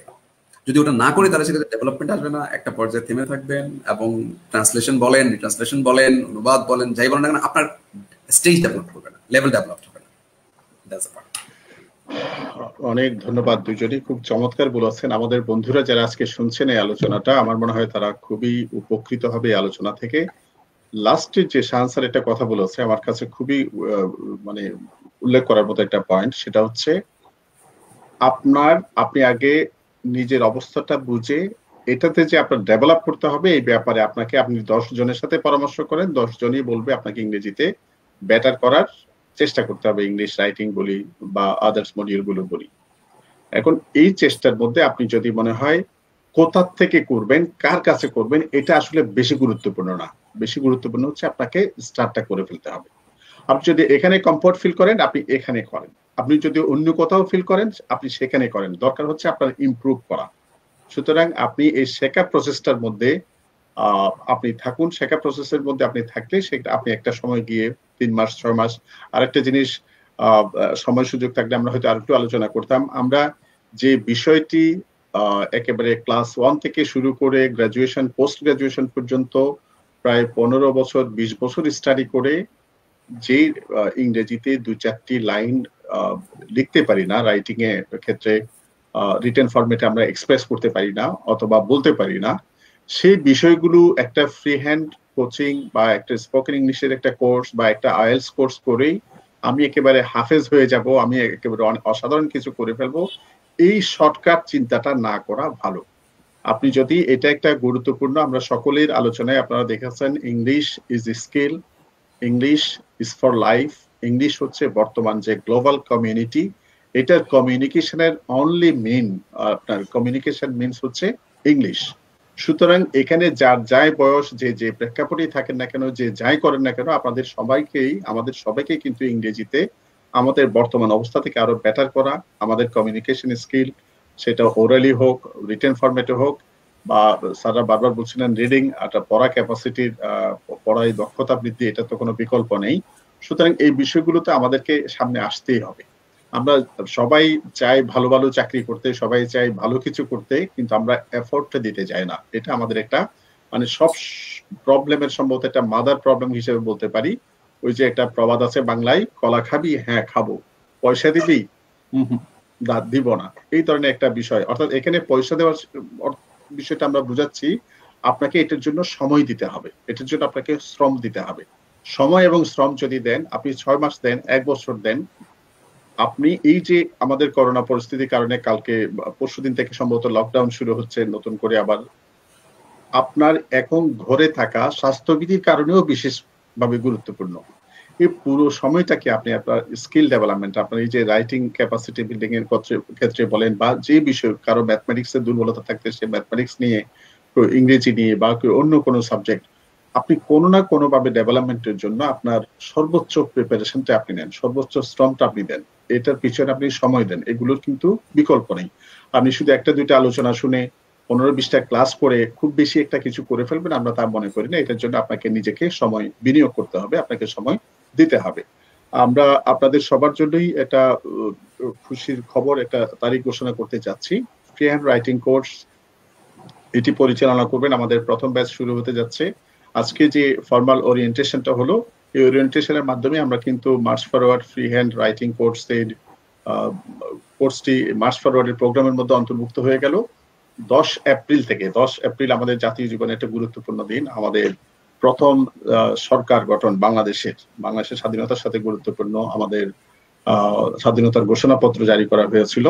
ওই দিন 10 এপ্রিল থেকে আমাদের ক্লাসগুলো ফর্মালি স্টার্ট হবে, 1 নম্বর ক্লাস থেকে, এবং আমাদের ফ্রি হ্যান্ড রাইটিং কোর্সের প্রথম ব্যাচটি শুরু করবেন। ক্লাসগুলো আপনাদের হবে, আপনাদের খুব প্রিয় শিক্ষক, মার্চ ফরওয়ার্ডের একজন সিনিয়র ফ্যাকাল্টি মেম্বার্স, আমাদের শাহান শাহাদাত স্যার, উনি ক্লাসগুলো শুরু করবেন আমাদের প্রথম ব্যাচে। আপনারা করতে থাকুন। আর জুলফিকার হাসানাইন স্যার সম্পর্কে তো আমি এবং শাহান স্যার দুইজনই বললাম, উনি খুবই কোয়ালিফাইড একজন ফ্যাকাল্টি তার ফিল্ডে, এবং আশা করি আমরা ভবিষ্যতে আমরা যে আইএলস প্রোগ্রাম যেটা আমরা শুরু করতে যাচ্ছি, সেখানে আমরা জুলফিকার হাসানাইন স্যারের অ্যাক্টিভ একটা কন্ট্রিবিউশন আমরা দেখতে পাবো আমাদের ইয়াং জেনারেশনের ডেভেলপমেন্টের জন্য, তাদের ওয়েলফেয়ারের জন্য আমাদের হাসানাইন স্যার আমাদেরকে সময় দেবেন, সে আশা আমরা রাখি। এবং আজকে সময় দেওয়ার জন্য মার্চ ফরওয়ার্ডের পক্ষ থেকে আবারও জুলফিকার হাসানাইন স্যারকে আমি শুভেচ্ছা জানাচ্ছি, মার্চ ফরওয়ার্ডের পক্ষ থেকে কৃতজ্ঞতা জানাচ্ছি। শুনতে পাচ্ছেন জুলফিকার হাসানাইন স্যার? হ্যাঁ, ধন্যবাদ। হ্যাঁ, ধন্যবাদ। আপনাকে আরো সময় দিতে হবে, ধন্যবাদ দিয়ে এটা ক্লোজ না, এটা হচ্ছে যে মানে হ্যাঁ, থ্যাংক ইউ ভেরি মাচ, আল্লাহ সহায় হন। এরপর শাহান স্যার তো আমাদের সাথে আছেনই, তো শাহান স্যারকেও ধন্যবাদ জানাচ্ছি, উনিও খুব ব্যস্ত সময় কাটাচ্ছেন, এর মধ্যেই তাকে আজকে সময়টা দিতে হয়েছে। আসলে আমরা 3 জন একসাথে হতে পারছিলাম না, এই জন্যই আমাদের সময়টাও দেরি হচ্ছিল। তো যাই হোক, ফ্রি হ্যান্ড রাইটিং কোর্সটা শুরু করতে আমাদের একটু ঘোষণা দেওয়ার পরে একটু আমাদের দেরি হয়ে গেছে। আশা করি ক্লাস শুরু হয়ে গেলে একটা ভালো ক্লাস, ইন্টারেক্টিভ ক্লাসের মাধ্যমে সেই ক্ষতগুলো, দেরির যে ক্ষতি, সেটা আমরা পুষিয়ে নিতে পারবো ইনশাল্লাহ। তো আপনারা সকলেই মার্চ ফরওয়ার্ড অ্যাপস ইনস্টল করে সেখানে গিয়ে আমাদের ফ্রি হ্যান্ড রাইটিং কোর্স যেটা আছে, অনলি 200 টাকা, শুধুমাত্র 200 টাকায় আপনি এই কোর্সটা করতে পারছেন। এটা কি ওই আমাদের বাসায় বলে কি পানির দশ, যেভাবে বলেন, আমরা বেস্ট সার্ভিসটা ইনশাল্লাহ দিব, কিন্তু সেটা হচ্ছে ফ্রি। ওই 200 টাকাও যদি কারো দিতে অসুবিধা থাকে, সে জাস্ট ওখানে আমাদের একটা ফ্রি অপশনটা কিভাবে নিতে হবে, যারা আর্থিকভাবে একেবারে অসচ্ছল তারা ফ্রির জন্য সেখানে অ্যাপ্লিকেশনটা করতে পারবেন। তো আপনারা সবাই এই সময়ের মধ্যেই 10 তারিখের আগেই সবাই ফ্রি হ্যান্ড রাইটিং কোর্সে এনরোলমেন্ট নিন, রেজিস্ট্রেশন করুন। 10 তারিখের আগ পর্যন্ত যারা ভর্তি হবেন, রেজিস্ট্রেশন করবেন, তারা হবেন প্রথম ব্যাচের স্টুডেন্ট। আর 10 তারিখের পরে যারা হবেন তারা সেকেন্ড ব্যাচ। সেক্ষেত্রে সেকেন্ড ব্যাচ কখন শুরু হয় সেটার জন্য আপনাদেরকে অপেক্ষা করতে হবে। তো যেহেতু বিষয়গুলো গুরুত্বপূর্ণ, আমাদের জীবনের জন্য গুরুত্বপূর্ণ, আমাদের ক্যারিয়ারের জন্য গুরুত্বপূর্ণ, সুতরাং আপনারা দেরি না করে ফ্রি হ্যান্ড রাইটিং কোর্সের জন্য রেজিস্ট্রেশন করুন এবং আপনারা কোর্সটা শুরু করেন। আশা করি ইনশাল্লাহ শাহান স্যারের সাথে আমাদের রাইটিং কোর্স আপনাদের ভালো লাগবে, ইনশাল্লাহ আপনারা বেনিফিটেড হবেন। নাম্বার 1। নাম্বার 2 হচ্ছে আগামীকাল থেকে আমাদের বিসিএস রিটেন কোর্স, বিসিএস লিখিত যে ব্যাচ, সেটা ফরমালি ক্লাস শুরু হচ্ছে আগামীকাল থেকে। আগামীকাল প্রথম দিনই আপনারা পাচ্ছেন আমাদের শ্রদ্ধেয় ফরহাদুল ইসলাম স্যারকে। তিনি কালকে আন্তর্জাতিক সম্পর্ক বিষয়ে ক্লাস নিয়ে আমাদের বিসিএস রিটেনের উপরে ওভারঅল কিভাবে ভালো করা যায় স্যার একটা ভালো আলোচনা দিয়ে শুরু করবেন আশা করি ইনশাল্লাহ। রিটেন কোর্সে আমাদের আগে যারা ভর্তি হয়েছিলেন, যারা একেবারে রিসেন্টলি ভর্তি হয়েছেন, তাদের আগে যারা করেছিলেন তাদের জন্য একটা ভালো আগে ক্লাসগুলো হয়েছেন। কোন ক্লাস রিপিট হলে আপনাদের ভালো একটা ক্লাস আপনারা 2বার করতে পেরেছেন। কালকে থেকে একেবারে 1 নাম্বার ক্লাস থেকে আবার শুরু হচ্ছে। সুতরাং বিসিএস লিখিত কোর্সে আপনারা খুব দ্রুত রেজিস্ট্রেশন করুন। রেজিস্ট্রেশন করার পরে আপনারা আমাদের কালকে থেকে ক্লাস শুরু করুন। আপনাদের সবার প্রতি শুভেচ্ছা থাকলো। আপনারা আপনাদের বন্ধুদেরকে এটা জানাবেন, মার্চ ফরওয়ার্ডের যে চ্যারিটি অর্গানাইজেশন, মার্চ ফরওয়ার্ডের যে একটা কল্যাণকামী উদ্যোগ, আমাদের বিশেষ করে আমাদের প্রান্তিক যারা শিক্ষার্থী আছেন, ক্যারিয়ার এক্সপেক্টেন্ট যারা আছেন, তাদের সুবিধার জন্য, তাদেরকে প্রিভিলেজড করার জন্য যে উদ্যোগটা মার্চ ফরওয়ার্ড নিয়ে আছে, সেক্ষেত্রে আপনারাও সহযোগিতা করতে পারেন। আপনারা আপনাদের বন্ধুদেরকে এই দাওয়াতটা পৌঁছাতে পারেন, তাদেরকে ইনভাইট করতে পারেন এবং তাদেরকে এই কোর্সগুলো করে তাদের জীবন, তাদের ক্যারিয়ার সাজানোর ক্ষেত্রে যাতে তারা সুবিধা প্রাপ্ত হয় সেই বিষয়ে আপনারা একটা ভূমিকা রাখবেন, এই আশাবাদ থাকলো। আপনারা প্রায় দীর্ঘ সময় 1.5 ঘন্টার অধিক সময় আমাদের সাথে থাকার জন্য আপনাদের সবাইকে শুভেচ্ছা জানিয়ে আজকে আলোচনা এখানে শেষ করছি। আল্লাহ হাফেজ।